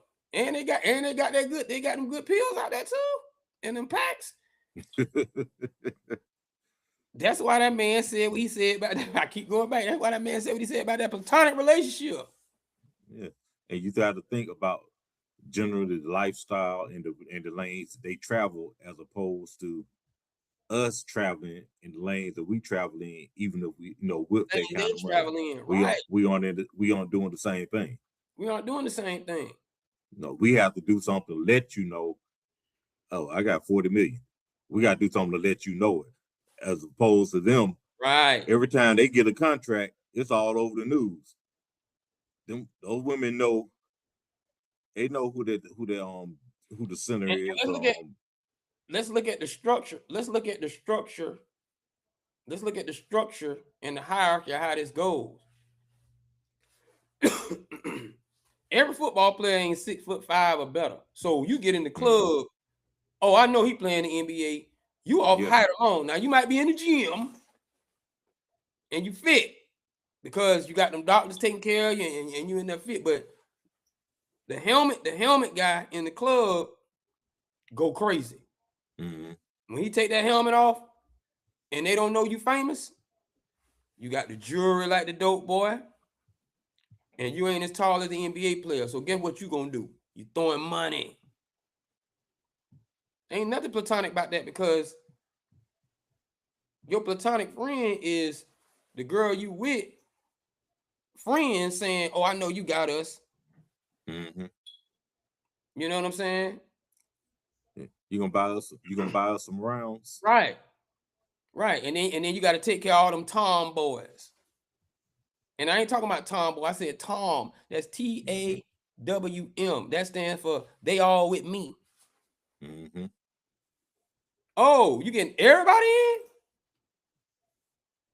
Oh man, hey, you gotta shut all that. You gotta, hey man, you gotta shut that down. You gotta shut it down. You gotta shut it down. Absolutely.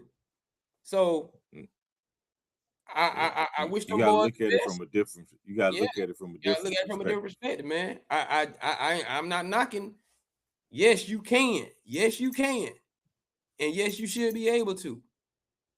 I pray for y'all because it will be kind of crazy to sit up here and say, if you had $100 million, you can't live with $100 million. Of course, that's silly to have somebody say that. But look at the perspective, boy. Them boys 20 years old, been living that life, and you've been carefree. All your man, shoot, all out here for a pimp. Now, let's get to it, because I know this is gonna be the bulk, the super duper bulk. Black History Month. It's gonna be some talk, and everybody always have a lot to say. A lot of people might not like my perspective of this, but it's gonna be the truth. It's gonna be a truth. I ain't gonna say the truth. It's gonna be a truth. A lot of hiring across the NFL. Head coaches, always a big story. Me personally, I'm on the upper echelon of GM ownership, but coaches is still the story. So we're gonna talk about it. of all those vacancies in the NFL, none of them went to black coaches. Am I correct? Salah he's I guess he'd be other. I think he's mid Eastern. So Okay. he's not white. He's an outlier. Yeah. So that's Salah, but he's not but I don't think he's considered where he coaching at? He's the Tennessee Titans head coach. So he took the place of the outlier that was in Miami. Yeah. I need y'all to watch that. Now, so that's the only one technically close. Mm-hmm. You know what I'm saying? But we need some melanin. And it's been a lot of backlash. NFL ain't gonna lose nobody because of it. Y'all can say what you want. You're gonna watch the game Sunday. Mm-hmm. You know, call Kaepernick name out all you want to. You're gonna watch the game Sunday. And you know y'all. Stop it. But do you think that is a big deal? As far as the NFL not hiring and still having these issues, because I know SAS gonna bring it up with hiring of black coaches. I think it's an issue simply because not just because of the 75% of the players are black, but of all the coaches in the NFL and in college, because you get coaches from college too. Are you telling me that not a single one impressed you enough to offer them a position? Because there's got to be one. So I think that's an issue. But I also feel this way. A lot of these jobs that were open, the Raiders, the Jets, the Titans, and the Cleveland Browns, those are like the armpits of the NFL. They aren't good jobs. Anyway, you go there and I'm willing to guarantee you all of those coaches are going to be gone within 5 years. They're going to get fired because they didn't win enough. And, of course, everybody don't get fired if they don't win enough. But those franchises burn through coaches. And nobody wins there. It's a wasteland. But my thing is this. Yes, I think there should be more. But you don't want to just get a job as a head coach. You want to get the right job with the right organization. Otherwise, you end up like Salah, who went to the Jets, which was a bad job, and he's gone in 2 years. The Raheem Morris. Shout out to Raheem. Gone in 2 years. He's a coordinator now. Yeah. You look at the Jets, Aaron Glenn. If he's not going at the end of next season, I don't think he makes it through year 3. Cleveland is Cleveland. Stefanski did a heck of a job to stay there 6 years. But these are places that you don't win.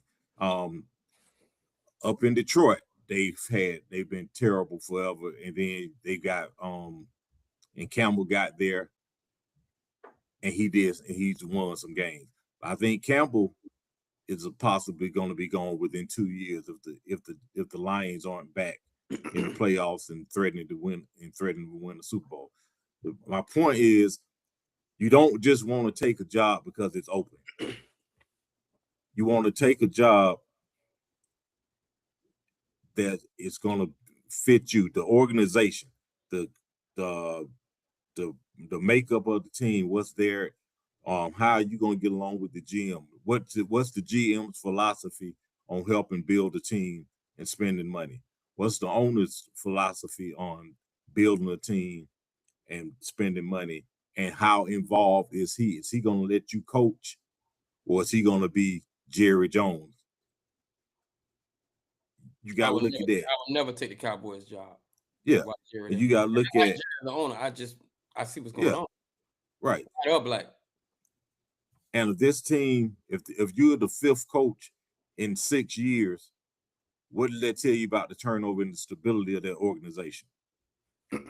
You don't want to just take a job because it's there. So I think for some of these coaches that they had interviews and didn't get it, looking at the positions that were open, I think it was good that they didn't get it, because I mean, the Steelers' job would have been good, but they went with McCarthy. They went with a safe hire. I would have preferred somebody else. And these other coaches who have gotten hired, a lot of them are young and innovative.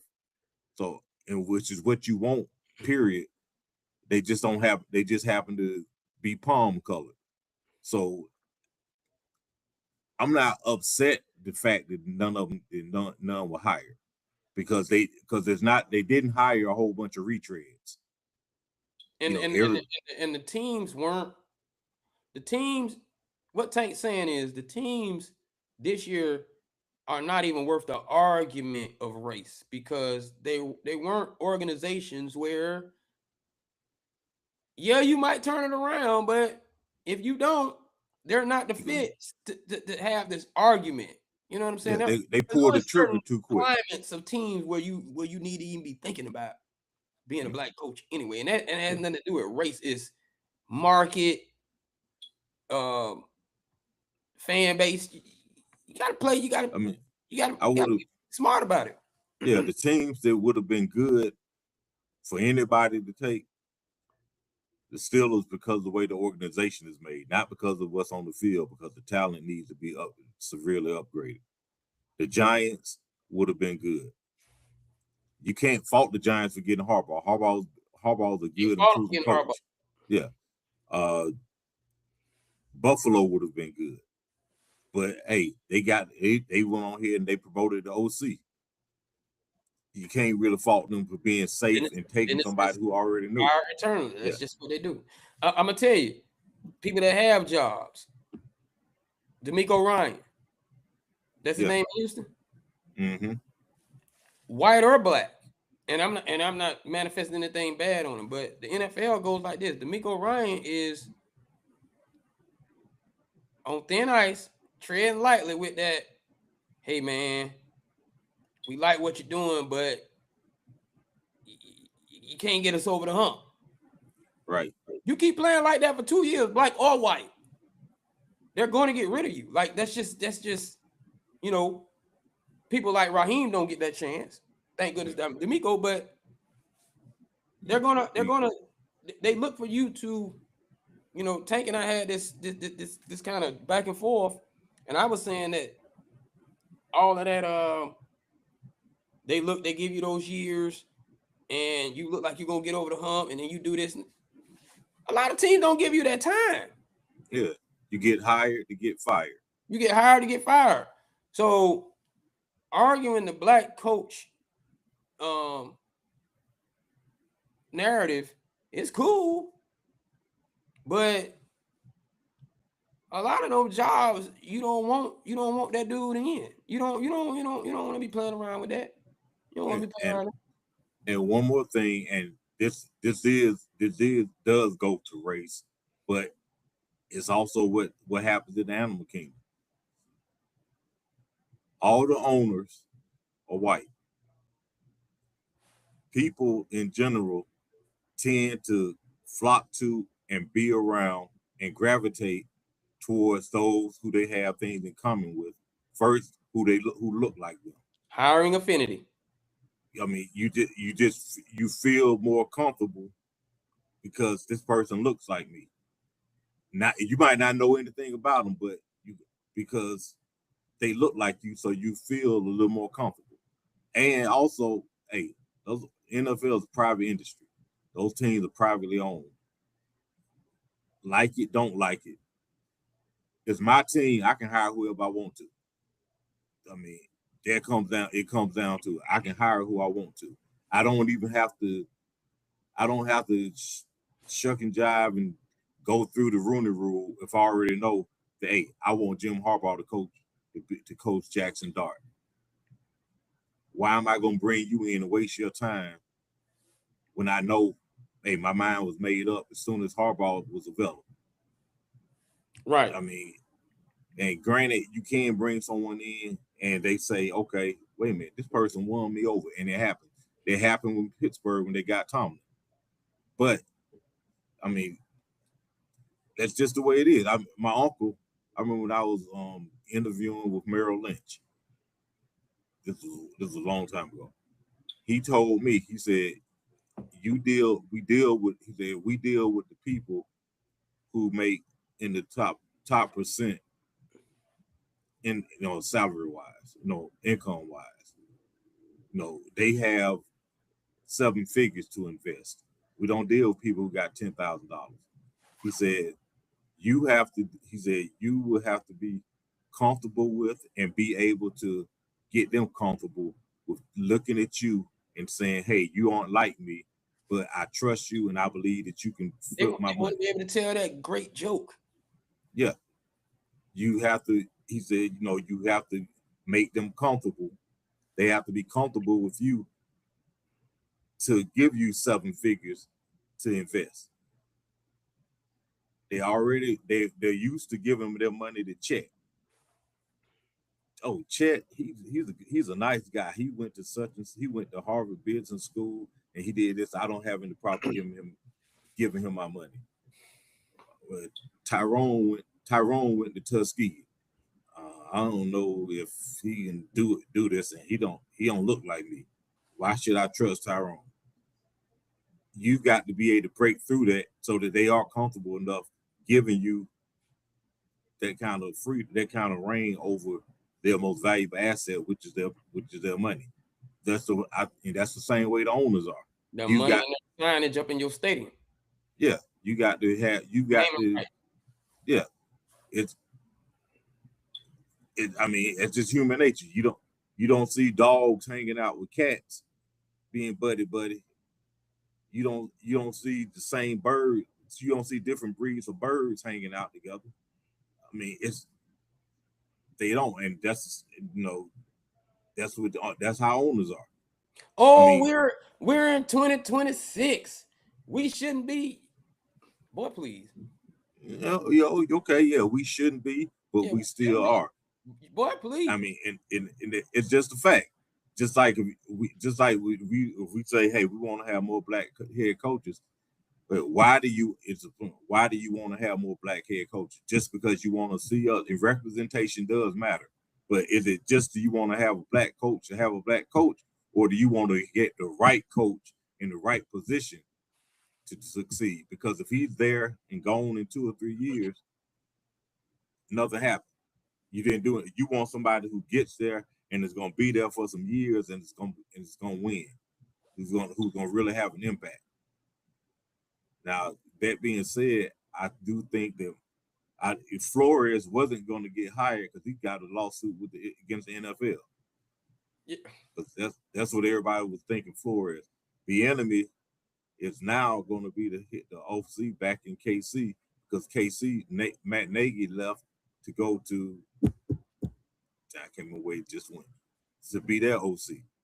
The enemy has had opportunities, but for whatever reason, he hadn't gotten a gig. Some say it's because the way he grinds on players. Others will say he doesn't interview well. Others say, well, we haven't seen him do anything outside of Andy Reid. Because remember, the enemy was the running back coach with the Bears last season. So, I think his window is closed. But what black coaches are out there that do you want to see as head coaches? Leftwich just left the building.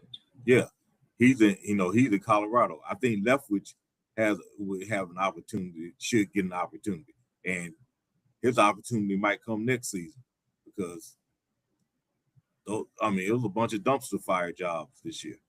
Just a bunch of dumpster fire jobs. I believe it's going to happen. I'm gonna touch on something that is Black History Month, and this is not the truth. This is just a truth. Let me give you the names.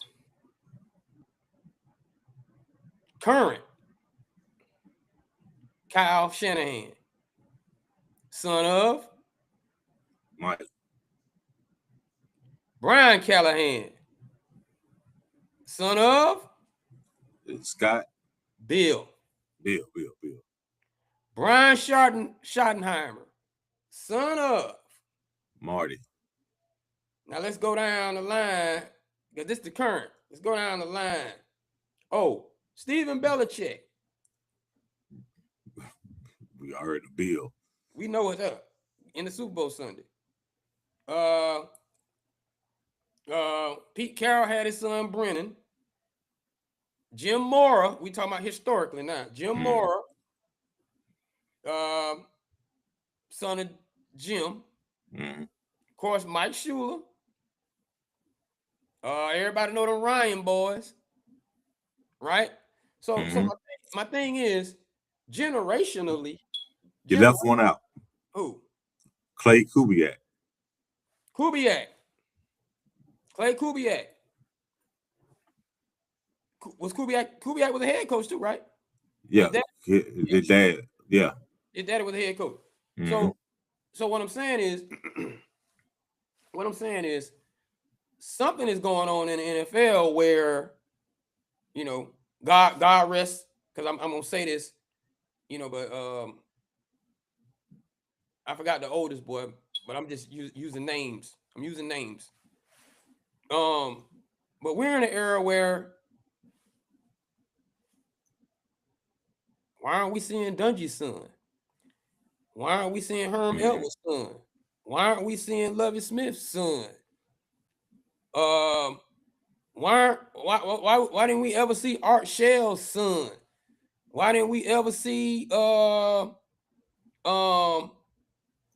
Edwards, Dennis Green's son? Why didn't we ever see that? See, that's where the change needed. That's where the change needs to commit. Why is the chain of son to father so white?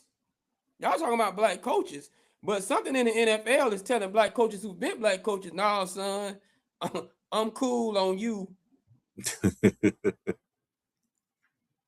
trying to make this a career." Like, it's something going on with that. Who am I missing from that era? Those quarterback. He was quarterback coach for the Bucks.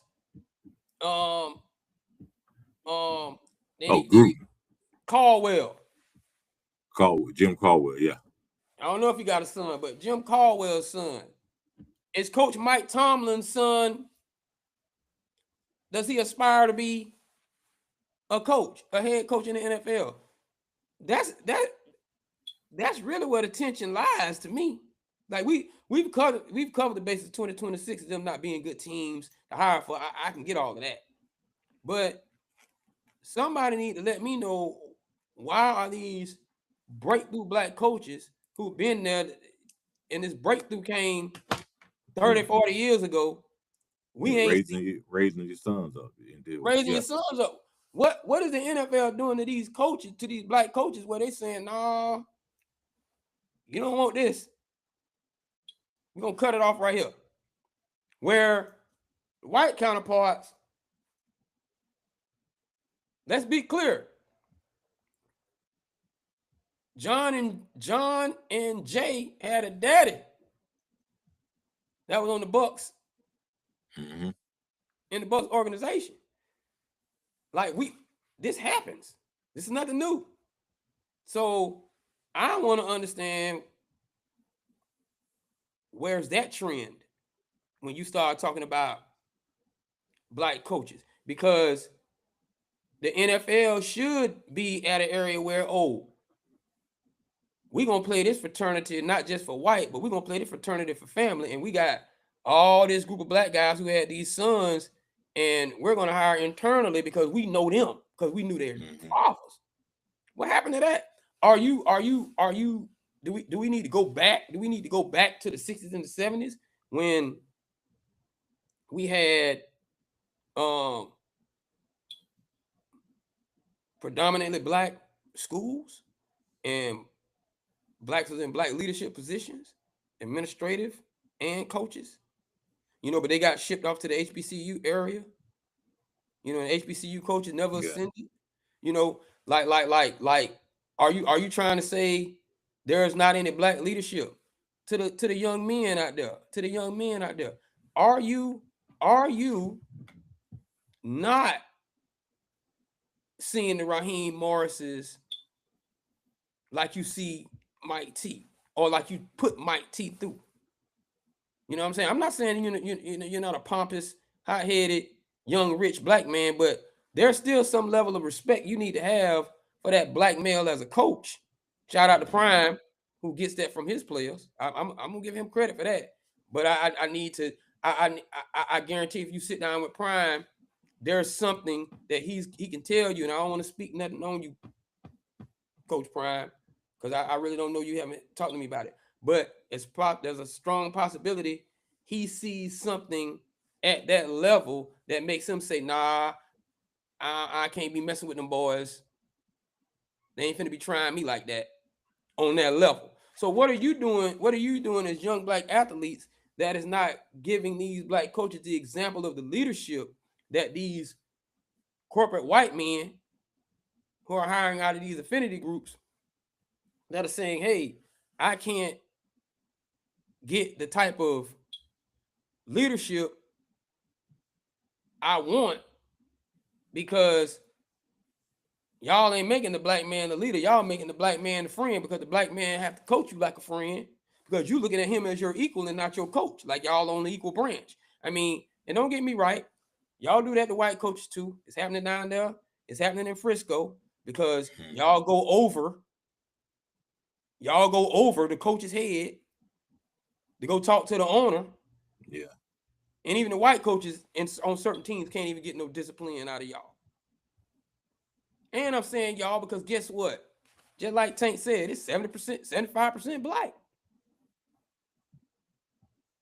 So what are you all not doing that is allowing these guys to look at y'all and say, no, I just don't feel comfortable from a leadership standpoint that they can nurture these kids into professional men as head coaches? Yeah. Because, like I said, there's a reason why Art Shell became a head coach 1989. 89, 88. Yeah. And so, it also comes with owners who are comfortable doing it. But Al Davis didn't care what color you were.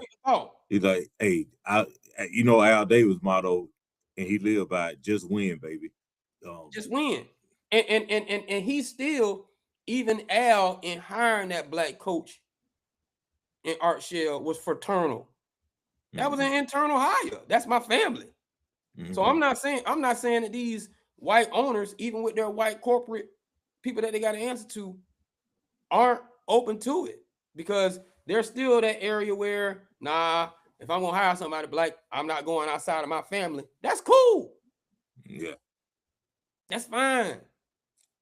But I also think along with that, and this is my last point, I think that we need to have more. There need to be more of us striving to become offensive coordinators and quarterback coaches, because the game and all the emphasis is on offense now. Right. But you need it. So, hey, are you a quarterback coach? Okay, can you develop quarterbacks? Because you can develop my franchise quarterback. I can trust you as being my head coach. Or if you're an offensive coordinator, okay, I can trust you to develop this offense and develop my quarterback. And you can just get somebody, and you can get a good defensive coordinator. Count them out. But count them out, Tank. Great point. Count them out. Count them out. Art Shell, offensive line, right? Offensive line. Next time you got a black head coach. Was it Dennis Green? Dennis Green was an offensive guy. Offensive guy coming out of San Francisco. Mm-hmm. But we're still talking about this happened in a defense win championships. Yeah. Running game era. But you also next one after that was Tony. Tony was defensive guy, but also you had Ray Rhodes, who was a defensive guy. Rhodes, defensive guy. Yeah. When the trend start hitting, you start seeing defense. Jim Caldwell, quarterback offensive coach. Guy. Yep. Offensive guy. Now look. Call the name. We said Byron Leftwich out of there. Offensive guy. Eric Bieniemy can't get the job. Mm-hmm. Offensive guy. I forgot to say his name. Cincinnati and Baltimore. Well, Baltimore to Cincinnati. The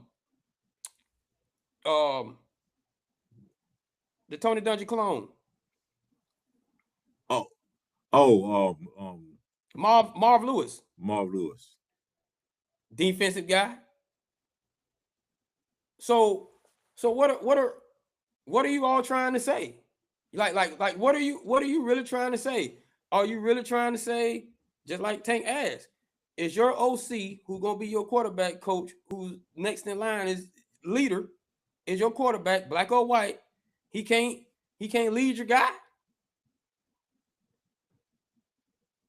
Like, it's some subliminal messages going on around here that somebody need to get to the bottom of, because who's to say that Eric Bieniemy can't be good? Byron Leftwich made it to a championship. Yeah, I think Bieniemy needs to.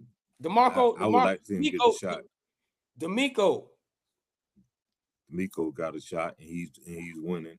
But he's gonna have to get over. He's a defensive guy. Defensive guy. What about your outlier, Robert Saleh? Defensive guy.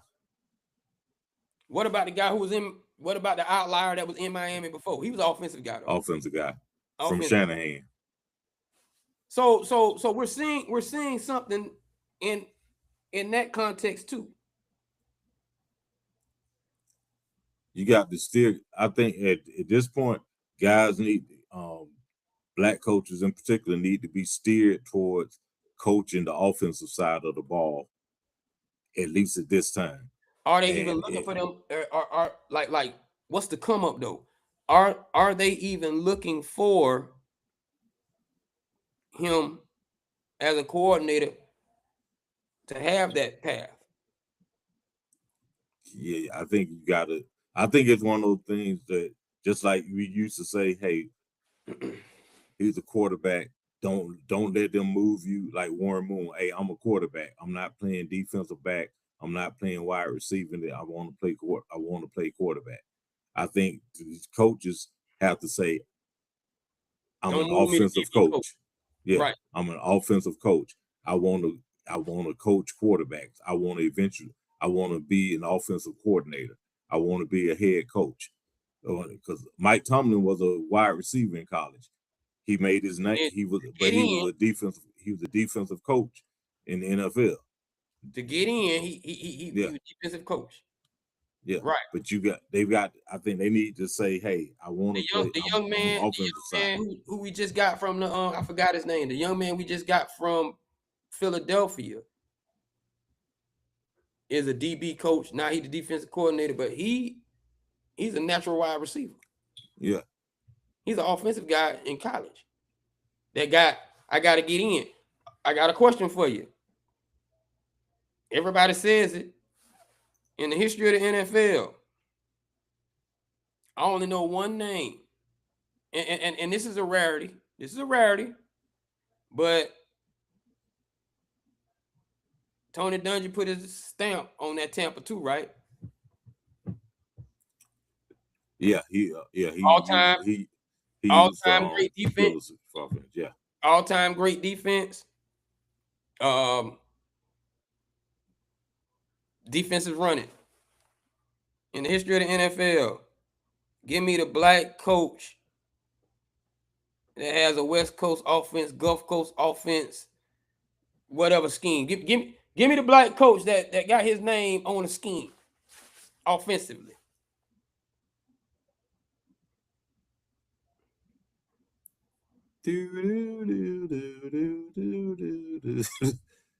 None. Something going on.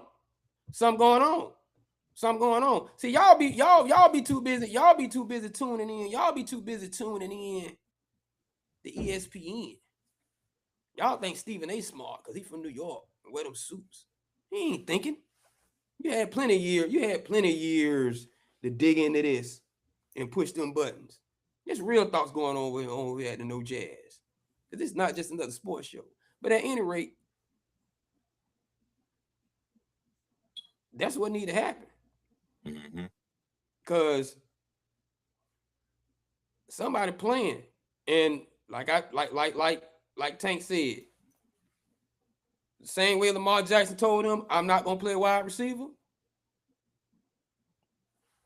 I'm not gonna be your DB coach if you know you offensive. I'm not gonna do that.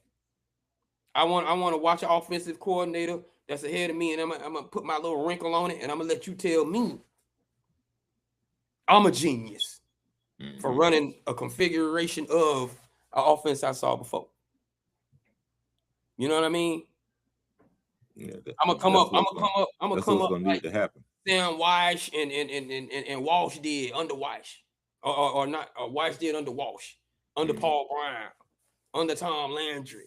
All that. I need all that. I need that. You're not gonna move me. That's what, just like Tank said, you're not gonna move me. And we need to find out why these black coaches are not telling their sons to make a career out of the NFL like these white coaches are, these white fathers. What's going on with that?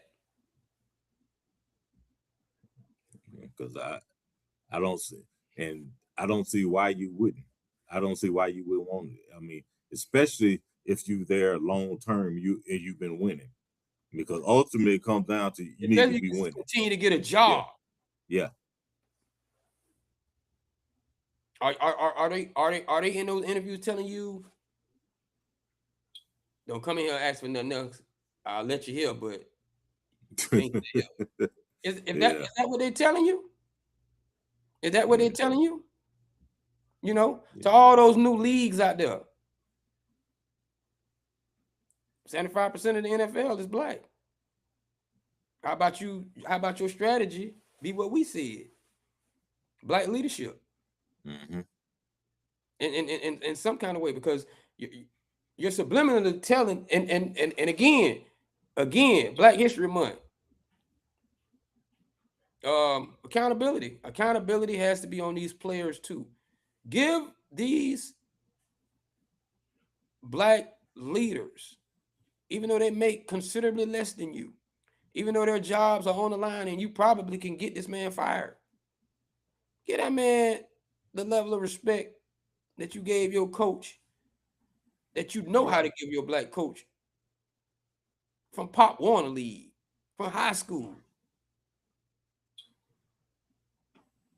Come on, man. That's on y'all too. But at any rate, Super Bowl weekend, baby. We done gave a prediction. But I love the fact that you gave me that. Shout out to me. Shout out to me, because I am humble enough to understand, and I'm gonna say this. I'm humble enough to understand who my right-hand man is. I keep telling y'all, Tank, this man, I'm the artsy guy. I just want to do the flash and talk on the mic and edit. Can't lie. All these topics, this is my boy. They just so happen to be things I want to talk about, and I might throw a little something in there.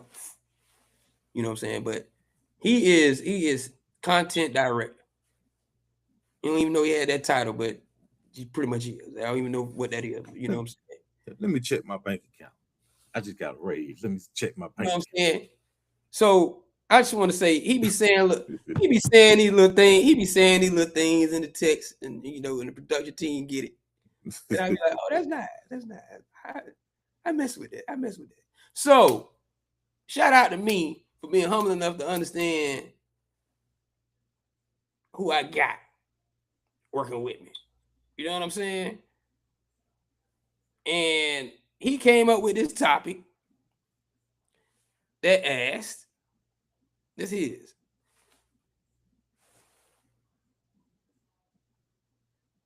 I want to get it right.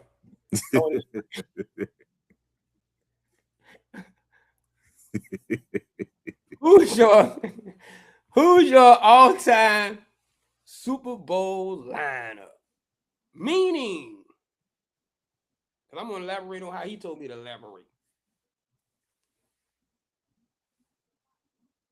You doing offensive lineman? Yeah. Okay. 22 starters, right? Mm-hmm. Offense first. All-time Super Bowl lineup. And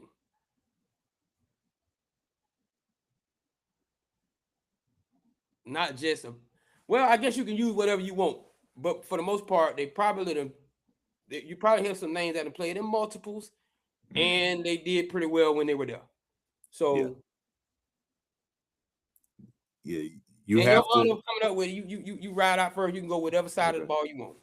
Okay, I'm gonna go offense again. These are players people who played in at least one Super Bowl. They need to have played well in that Super Bowl, and because we know, I'm giving weight is being given to those who have multiple rings if they're on here, because it's all about winning. You can't have multiple rings and you didn't play well. You can't be. Some of these you're gonna say somebody's gonna say, why you have so and so on here? Why didn't you have so and so on? He won the best to ever play the game. Yeah, but he didn't have a good Super Bowl. So here we go. Starting with the easiest. I got two. Well, my starting quarterback, Tom Brady. What? Okay. My starting quarterback, Tom Brady. He played well in Super Bowl, and he got submarines. And the bottom line for me is all about winning. Now you can say, and we're talking about his performances in the Super Bowls. Number two, my backup quarterback is Joe Montana. I think that's self-explanatory. Hold on. I'm not gonna let you do that. I'm not gonna let you do that. Okay. I know this is your topic, but no. Yeah, go ahead. That's blasphemy. You need to have, because your backup quarterback can't have played well in some Super Bowls. No. You need to go ahead and get a backup quarterback, Elvis Gerbach. Okay, all right, not backup, because I say, okay, QB1 and QB2. But if I'm not going to have a QB2, it's going to be Brady. Thank you. Okay. All right. Now, my offensive line, my starting tackles, Orlando Pace. Okay. And Anthony Munoz. Hold on. Right or left? I think Munoz was right and Pace was left. All right, so you ain't doing no depth chart. Yeah, no. Okay, because I can't let you do that. I can't let you do that either, man. I'm sorry. Those are my tackles. My guards, Larry Allen and Mark Schlereth. And somebody gonna say Mark Schlereth. I'm saying Mark was a heck of a lineman. Mark got 3 rings. Mark wasn't alone for the ride with those 3 rings. He paved the way for Terrell Davis to have multiple 100-yard games in the Super Bowl. Absolutely. I'm not saying, again, these are just based on Super Bowl performance. It's not he's the all-time great. It's not that. We're talking about what they did in the Super Bowl. My center is Mike Webster. All right, my wide receivers, Michael Irvin, Jerry Rice, and in the slot, Lynn Swan. My tight end, this was tough because one had better number because I got two, but I'm gonna go with one. His numbers in Super Bowls were better because blocks don't show up on the stat sheet. This guy's not known as a great blocker. The other guy's a great blocker, and so I was tired. I was befuddled, but I wound up going with the guy with the most yards in the Super Bowl. I got Kelsey is my starting tight end, and if I want to go 2 tight end set, I got Gronk. I was stuck with Shannon. I was trying to decide on Shannon, but Shannon numbers in Super Bowls they don't measure up. He didn't do much in Super Bowls as far as yardage wise. And if you go and look at his yards, he didn't have a great game yardage wise in the Super Bowls. So that's why Shannon Sharp's not on there. All right, running back. I got Emmett and I got Franco. Again, we're looking at yardage. I'm looking at the yards they put up. I got Emmett, the 3 rings, the two he had the 200-yard game, 100-yard game. Then you got Franco, who's the leading rusher in Super Bowl history with 354. He's got 4 rings, and he's a fullback. So Emmett is my tailback. Franco is my fullback. If I had to pick, that saved me as far as being able to put both of them on. My punter, Ray Guy. My kicker, Vinatieri. Okay, so that's your offense. Yeah.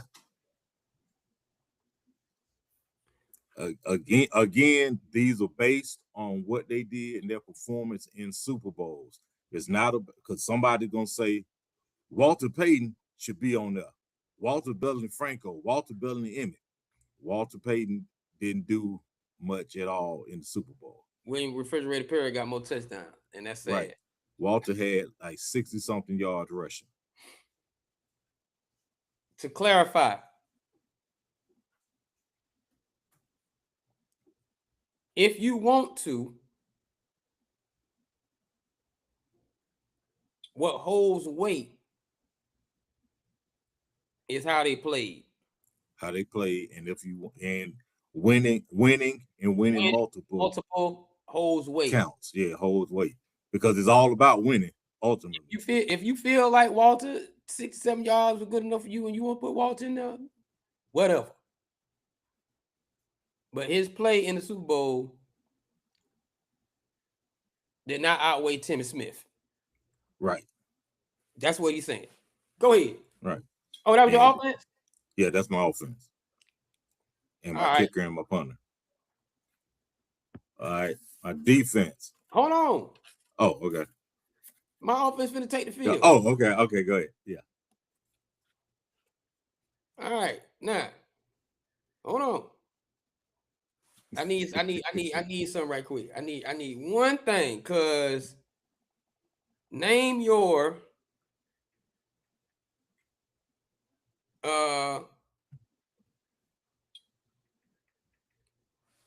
offensive lineman, because I want Munoz and Pace, right tackle, left tackle. I want them. I got Orlando Pace and Munoz as my tackles. All right. I got Larry Allen and Mark Slayer as my guards, and I got Mike Webster as my center. All right.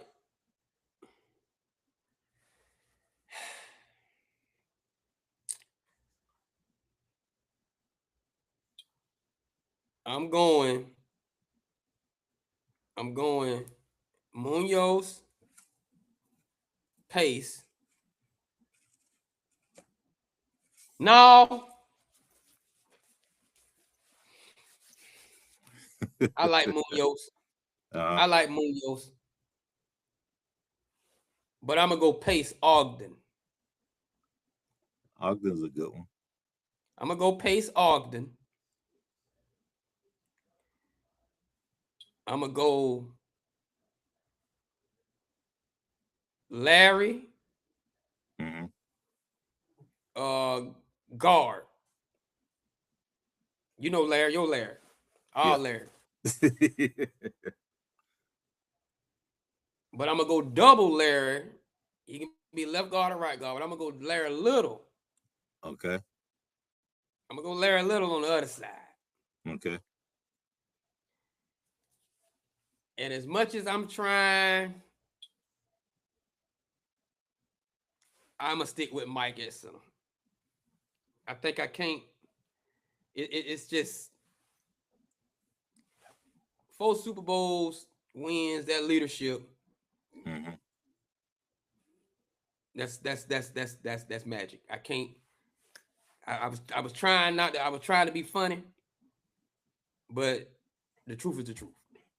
So I got Larry Allen, I got Larry Allen, Larry Little, Mike Webster center, Orlando, and Jonathan. That's my line, offensive line. My QB. This is why I couldn't let him do it. Okay.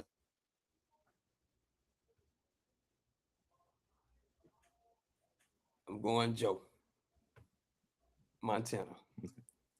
I can't fault you on Joe at all.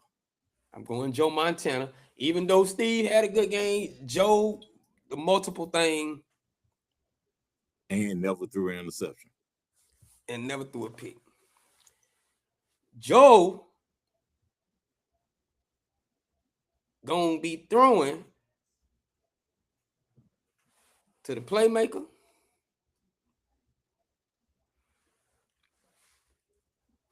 And Jerry. And I'm gonna throw this about to be crazy. But I'm gonna throw Deion Branch in the slot. Not Deion Branch. Cliff Branch. No. Hold on. God almighty.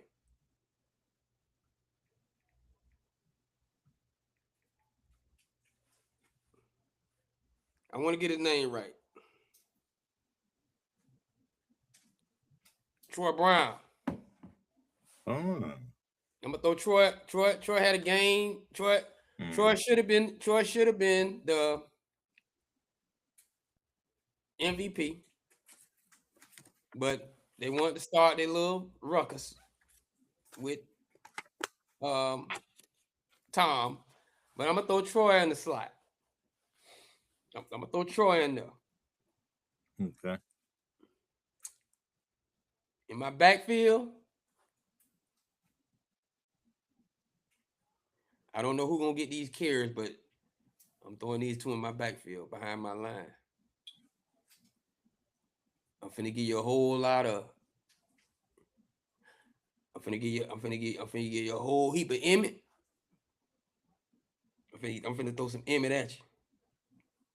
But even though he ain't got but 1 Super Bowl, it probably was one of the greatest shows. And you know what? This was tough for me, but I'm gonna go with the old dog. I'm going Marcus Allen and Emmitt Smith in my backfield. Because that was one of the greatest shows I've seen in Super Bowl history. Yeah, I thought about Marcus. Marcus and Ed Reeves. I thought about Marcus. I said, okay, he had 191 yards. But then I looked, I said, okay, we know what Emmitt did. Franco at fullback with the leading rusher in Super Bowl history, and he got 4 of them. So that trumped it. Right. And because and I also was dealing with Terrell Davis because he put up back-to-back 100 yards. I was dealing with that. But again, the number of rings these guys got, it trumped it. It trumped it, right. Yeah. I went with the spectacular game in Tampa. Because I thought about I need that to stand out. Yeah. And I thought about this guy. He still got the record. I thought about Timmy Smith. When I say the name, hey. Yeah. But again, it was that one, and it was close though. But Because you could put Ricky in there if you're gonna put Timmy, but it's that one. Yeah, but also Franco and Emmett were both Super Bowl MVPs, and Franco at one time had the Super Bowl rushing record, single game rushing record. And that's why that's why I put Marcus back there, because Emmett got MVPs of the Super Bowl. So I let the MVPs carry the weight, even though it was one. I'm gonna wait for you to announce your defense, because my offense ain't kicking field goals and punting. And we going for 2. All right, I got stuck on two positions, but all right, starting with my defensive line. At one defensive end, I got Reggie White going down. Defensive tackle, I got Mean Joe Green. My other D tackle, so it was tough, but I had to go with Aaron Donald. I was debating between him and Sapp, but Donald had some key moments. My other D end, I ended up choosing Strahan. Some people gonna say, man, even though he didn't win one, what about Bruce Smith? Bruce had no impact in any of those games, in those Super Bowls whatsoever. Again, this is about what they did in the game, not their overall career. Because some of these guys that are on here are not gonna go down as on these lists. Some of them, you're gonna be with so and so was better than him. Okay, backers, outside backers, Taylor, middle linebacker. I was torn, but I didn't want to be still a heavy. So my middle linebacker, I gave it to Ray Lewis, because he did get the Super Bowl MVP, and he got 2 rings, and his first Super Bowl, he played like Superman. My other outside backer, he got 1 ring, but his impact in that game was he might have been able to get MVP on Derrick Brooks, because Derrick Brooks was bringing it, pass coverage, runs, stopping the run, all that in that Super Bowl. My corners, Dion and Lester Hayes. I already know that. I knew Lester. If you saw what Lester did in those 2 Super Bowls, he made the receiver disappear. Lester locked down in those Super Bowls. Hold on. Before you just say, I'm telling on myself. Before you say he made a receiver disappear, you need to understand that the receivers he's talking about, one of them is a Hall of Famer, Harold Carmichael. And the other one is a Hall of Famer, Art Monk. Art Monk, was he covering Gary? See, I thought he was covering Gary. He carried Gary, and he covered Monk. And he told Monk, hey, because Monk was a 4.5. He said, I'm a 4.4, 4.3, so you can't run from me. Hey, so let's talk about it. But go ahead. Yeah. My safety, again, and this guy would have been a Hall of Famer if he had ever been able to stay healthy more than 2 seasons. But his impact in that game, and his playoff run, he came back for the playoffs, and all of a sudden that defense was good. They don't win. Huh? We in 2006? Yeah. Okay. That defense appeared once he got on the field in the playoffs. And this doesn't have to do with this playoff run, but just to give you, just so you realize what kind of impact he had. And that defense showed up in the Super Bowl. Bob Sanders, I got him as safety. Absolutely. Yeah. And I was stuck at my other safety because I was stuck at my other one because you got some who got multiples. I was like, I mean, it was a bunch of them. It's a bunch of them who I could have, but so I need somebody in coverage. Sanders was coming up hitting. Sanders was knocking folks out. So I'm gonna put. We know, but it was just he didn't. I don't recall him showing out in that game. I know you're thinking about Reed, but I don't recall him showing out doing Reed things because he didn't. And because some people would say, man, Polamalu had decent Super Bowls. He didn't have great games in the Super Bowl. So I'm gonna go with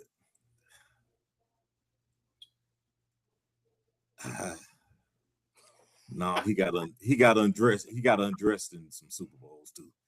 I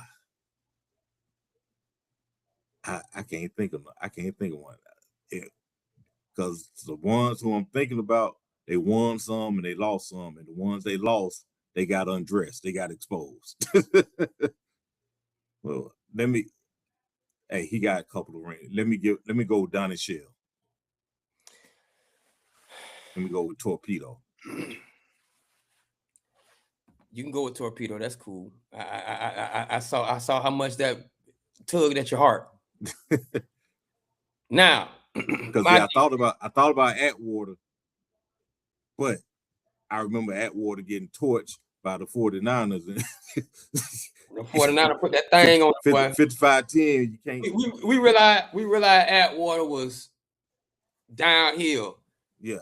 I'm not gonna use him, and I know a lot of people gonna slap my head for this, but I'm just put this out there. Ronnie Lott is not one of my safeties. Yeah, that's who I was gonna put, but it wasn't. He's one of my all time, but Super Bowl, yeah. I'm going this route, and I'm gonna tell you, okay. I'm gonna tell you, my Super Bowl team is different. Okay. All right.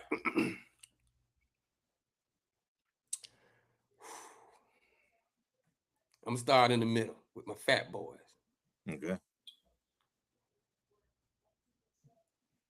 I'm going Warren Sapp at one defensive tackle. Mm-hmm. I'm going Mean Joe on the other side. Mm-hmm. I can switch sides if you want to. I don't care. Then, I got two more.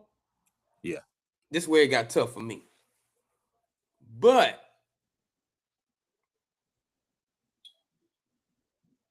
with those two defensive tackle, I am going to go with the all-time leader.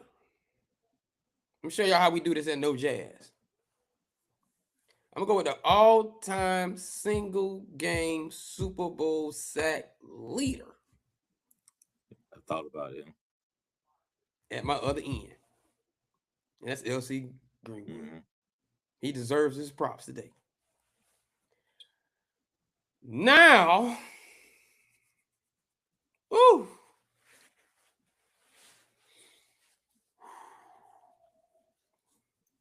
this one about as tough as not putting Ronnie Lott in there.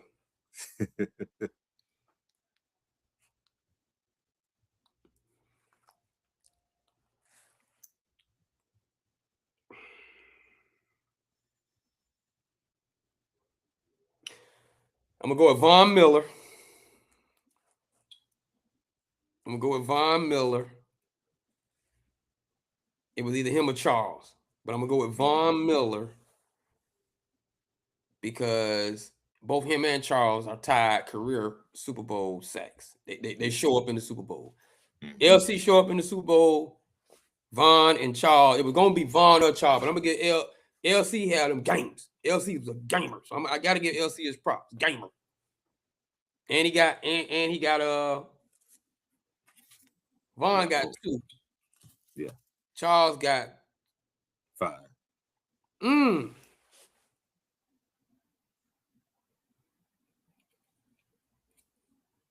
I love you, Vaughn, but I'm going with Charles because the fives trumps. Yeah. The 5 gonna trump that.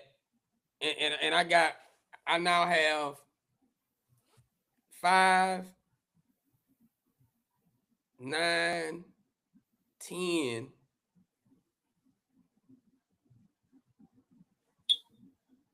14 Super Bowl rings on my front row with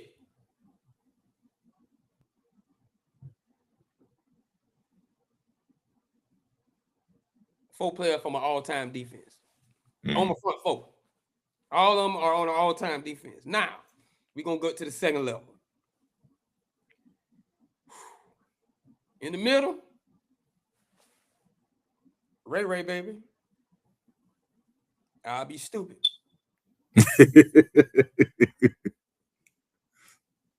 I'll be stupid. Strong side or weak side, I don't really care. But I'm going Derek. I'm going Derek Brooks. Weak side, I'm going Derek Brooks. Okay. Outside, Sap called me and said, I'm stupid if I don't. But I'm going Lawrence Taylor. Now, he gonna have his words, but the 0 Super Bowl rings is why Bruce didn't. Mm-hmm. He was getting handled on that run game. That 3-4, and I'm running a 4-3. So you know what I'm saying. I left Reggie out of there too. So just be real. You're talking about Super Bowls, and I put my line up. I'm cool with my line, even on your offense. I'm cool. Mm-hmm. I'm cool with my line getting back there to Tom. So that's Ray, Derek, and LT. And LT. And if I'm not mistaken, I got an all-time defense 2000. I got an all-time defense 2002. And I'm pretty sure that 1986 defense name in there somewhere. Because that's the version that's coming to the game. Mm-hmm. 86 Lawrence. Yeah. Now,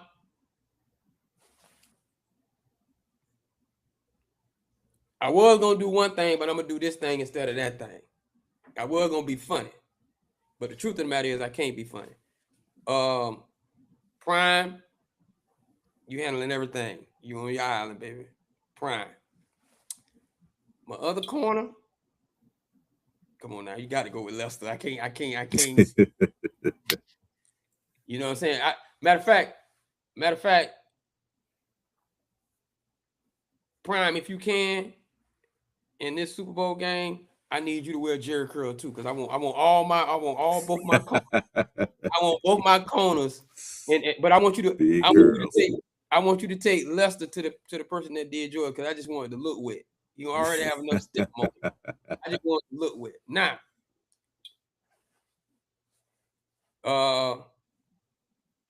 safeties. Ed Reed, because I got Prime, I got Lester, I got Ed. Mm-hmm. With my front 4. We doing some things. So that leave me. So really, I'm taking a chance because I got one dude. I'm actually my safeties are 2 free safeties. So my front 7 better do what they need to do on the in the run game, because we don't need nobody getting back there, because we kind of light Even though Ed gonna bring that pop, but my other safety, because I got all that going on, and we've seen when you have all that going on, when you have at least what here's what I've noticed: when you have at least one Hall of Fame cornerback, that front line with one Hall of Fame cornerback, possibly two Hall of Fame, he ain't made it in there yet, but one Hall of Fame defensive lineman, one Hall of Fame safety, but he ain't make my team, but one Hall of Fame linebacker is all you need for this dude to win an MVP of the Super Bowl. I got more than that. So my last safety is Dexter Jackson. Okay. Cause DJ, shout out to my boy DJ. Boy, I hope you watching this, boy. I gave you a shout out. My boy DJ. Yeah, he showed out. Gonna win the Cadillac. And then make everybody mad when he chose the Escalade instead of that new convertible sedan that they were bringing out. We remember that day. They threw people off. But he my decoy because he gonna look like the weakest link. They gonna snag a few. They gonna try him, and he gonna snag a few. They gonna try him, and he gonna snag a few. I was gonna put Larry out there, but Prime told me, "Nah, we ain't about to give him no more. We ain't about to give him no more free MVPs at quarterback." And like I said, I got so much power on offense and defense. I'm trying to figure out why I need a punter and a kicker. But if I got to go with a kicker, I'm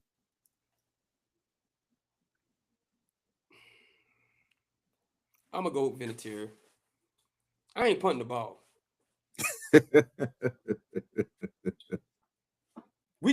My defense, we going for it on fourth, and we gonna stop you. Yeah, that's a good lineup. That's my lineup. Good lineup. That's my Super Bowl. That's my all-time. Matter of fact, we're gonna put that in the credit. We're gonna list that somewhere in the group.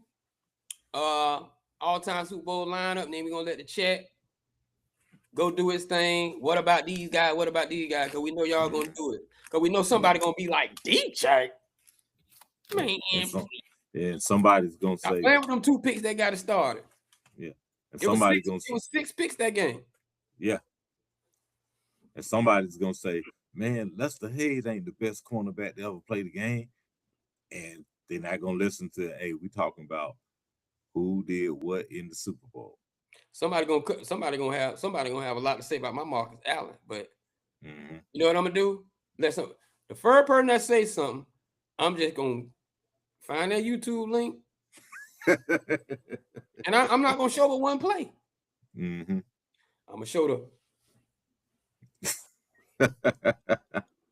take it to the house, 1983, baby, Tampa, the real big sombrero. Stop playing. But at any rate, man, this has been. Oh, hold on, my bad. I'm not gonna even give that shout out. We've been playing around with this thing so long, man. You got any last words? Well, we're going over, so I'll make it brief. If you haven't gone and they're coming to your town, get your tickets to the New Edition Way tour. The mics were on for everybody. Toni Braxton, I'd never seen her live before. The woman barely opens her mouth and just comes out, and it's better than what you hear on the record. And she's such a small person. Yeah, I mean, flawless. And her performance, the stage show, Boyz II Men, we already know about them as vocalists. And Brooke Payne, shout out to Brooke Payne for giving them some choreography because they were dancing song this time. Okay. They did their thing, and Mike McCreary came up and joined them for a song also, and people lost their dang minds. And we already know New Edition comes to throw down. They were in rare form. It was all six for people who keep asking, is Bobby there? Bobby's been there for the past 10 years. I don't know why people keep saying, where's Bobby? They did most of the song. They did songs that they never do in concert, which was nice.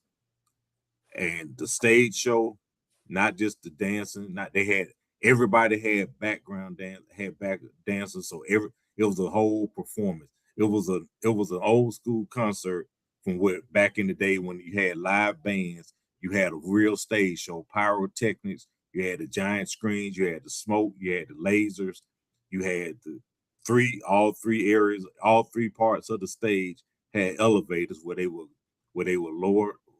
raise them up from underneath the stage and take them back down on the stage. It was an excellent concert. So if it's coming to your town, you definitely need to check it out. Shout out, because that's the second week in a row. He said he was getting a ticket and he went. You know that New Edition, my sister. I don't know if she's going, but if it presents itself, she probably will. If it presents itself. Yeah. And you the know entrance, the entrance of those three all at the same time to start the show was worth the price of admission. Oh, really? They hold on. You say Michael McCurry was in there. Did he do his infamous line? Yeah. What line I'm talking about? Baby, I know you cheat on me. I just didn't care. You just don't understand how much I love you, do you? Man, that had to be the most. Boy, hey, when we were little, that was the coolest thing. Not be grown. Yeah. You can't say that in the Corvette. Yeah, no, you can't say that. So in other words, I'm free to cheat. Boy, if he didn't start he started a generation of mess. But anyway, my last word, and I'm gonna keep it brief because we done went over a lot. See, it's not late in we've been talking. It's not late in Tank Neck Woods. But I'm gonna say this, and I'm gonna close out. Shout out to Lauryn Hill for making it to the Grammys on time to do that rendition of that tribute to Roberta Flack. That was beautiful. I loved it. I love you in your grown woman era. I like that. That was nice. I'm rocking with you on that one. I want to give you a shout out on that one. And then let me tell y'all something. This is how you know. Kind of jump a little bit. This is how you know that Michael Jackson movie about to be off for some Oscars. I'm telling you, it's about to be off for some Oscars. I don't know if you've seen them trailers, but it's about to be. Yeah. They putting that thing on. And here's why I know that. Coleman Domingo? What his name? Yeah, Coleman Domingo. Yeah. They got him looking like Shrek with a curl. He looked terrible. I don't know why they got him looking like that. But I guarantee you he dark for a reason. And I don't mean dark colored. I mean like a dark character. Mm-hmm. A dark character. I believe they about to depict Joe. We done put the original Joe on that pedestal. I forgot to do that play that was in Lawrence Hilton Jacobs. Lawrence Hilton Jacobs. He gave us Joe. So we were like, oh, that's how Joe be. They have decided Lawrence Hilton Jacobs, hold my beer. I'm telling you. I'm looking at that makeup they got on that man, and he in them dark rooms. I'm pretty sure it's gonna be some light, but I'm telling you, they probably about to They finna make Joe. And I guarantee you, it's gonna be like a love-hate Joe. Yeah. They're gonna understand. Just like Lauren did. But boy, when he said, I gotta think about it. I already thought about it for you. Oh, boy, hey, boy.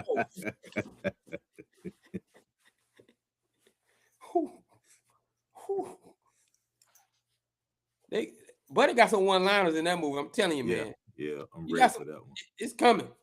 It's coming. But anyway, those are my last word. But make sure you go get them tickets because Michael coming out April. And make sure you go check out that new edition. This has been the NOJASSSHOW. Thank you for coming out. Thank you for staying up with us late. It is closing in on the 2:00 hour. We want everybody to put on your seatbelts and turn your lights on and please open up your window doors because we will be landing in the next 2 minutes. And make sure everyone just thank you for enjoying this flight. It was long, took us a little while to take off, but we took off. But shout out to everyone that came out. Shout out to all the teams. Super Bowl, please be safe. Drive safely. Drink safely. Drink responsibly. Drink responsibly enough this Sunday to where when you go to work on Monday, you have to talk about it. You're not talking to your boss, and he knew what you did last night. Matter of fact, once you play it, you need to play it like the game's played. At the end of the third quarter, stop serving liquor. Mm-hmm. Even at the party, just stop serving liquor.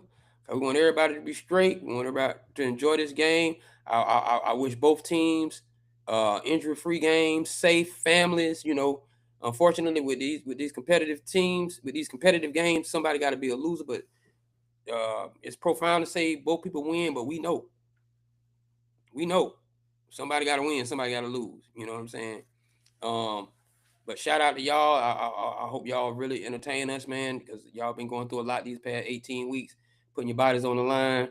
And we appreciate y'all for that. We appreciate y'all bringing us sports. Everybody that bring us sports, we appreciate you doing that because it gives us people, us normal couch people, an opportunity to get on these microphones and say the things that we need to say and give our own opinions about these things and argue with each other back and forth on Facebook about these things. But at any rate, I just want to make sure you like, subscribe, chat, share, NOJASSSHOW@gmail.com. Let us know what's going on. Follow us on YouTube. Please subscribe. Follow us on Facebook on the Facebook page at NOJASSSHOW, No Jazz Show. We're on Instagram, Twitter, Twitch, X. Follow us, No Jazz Show. How this thing going? Even though we be up late at night. That's Tank fault because he way out west. No,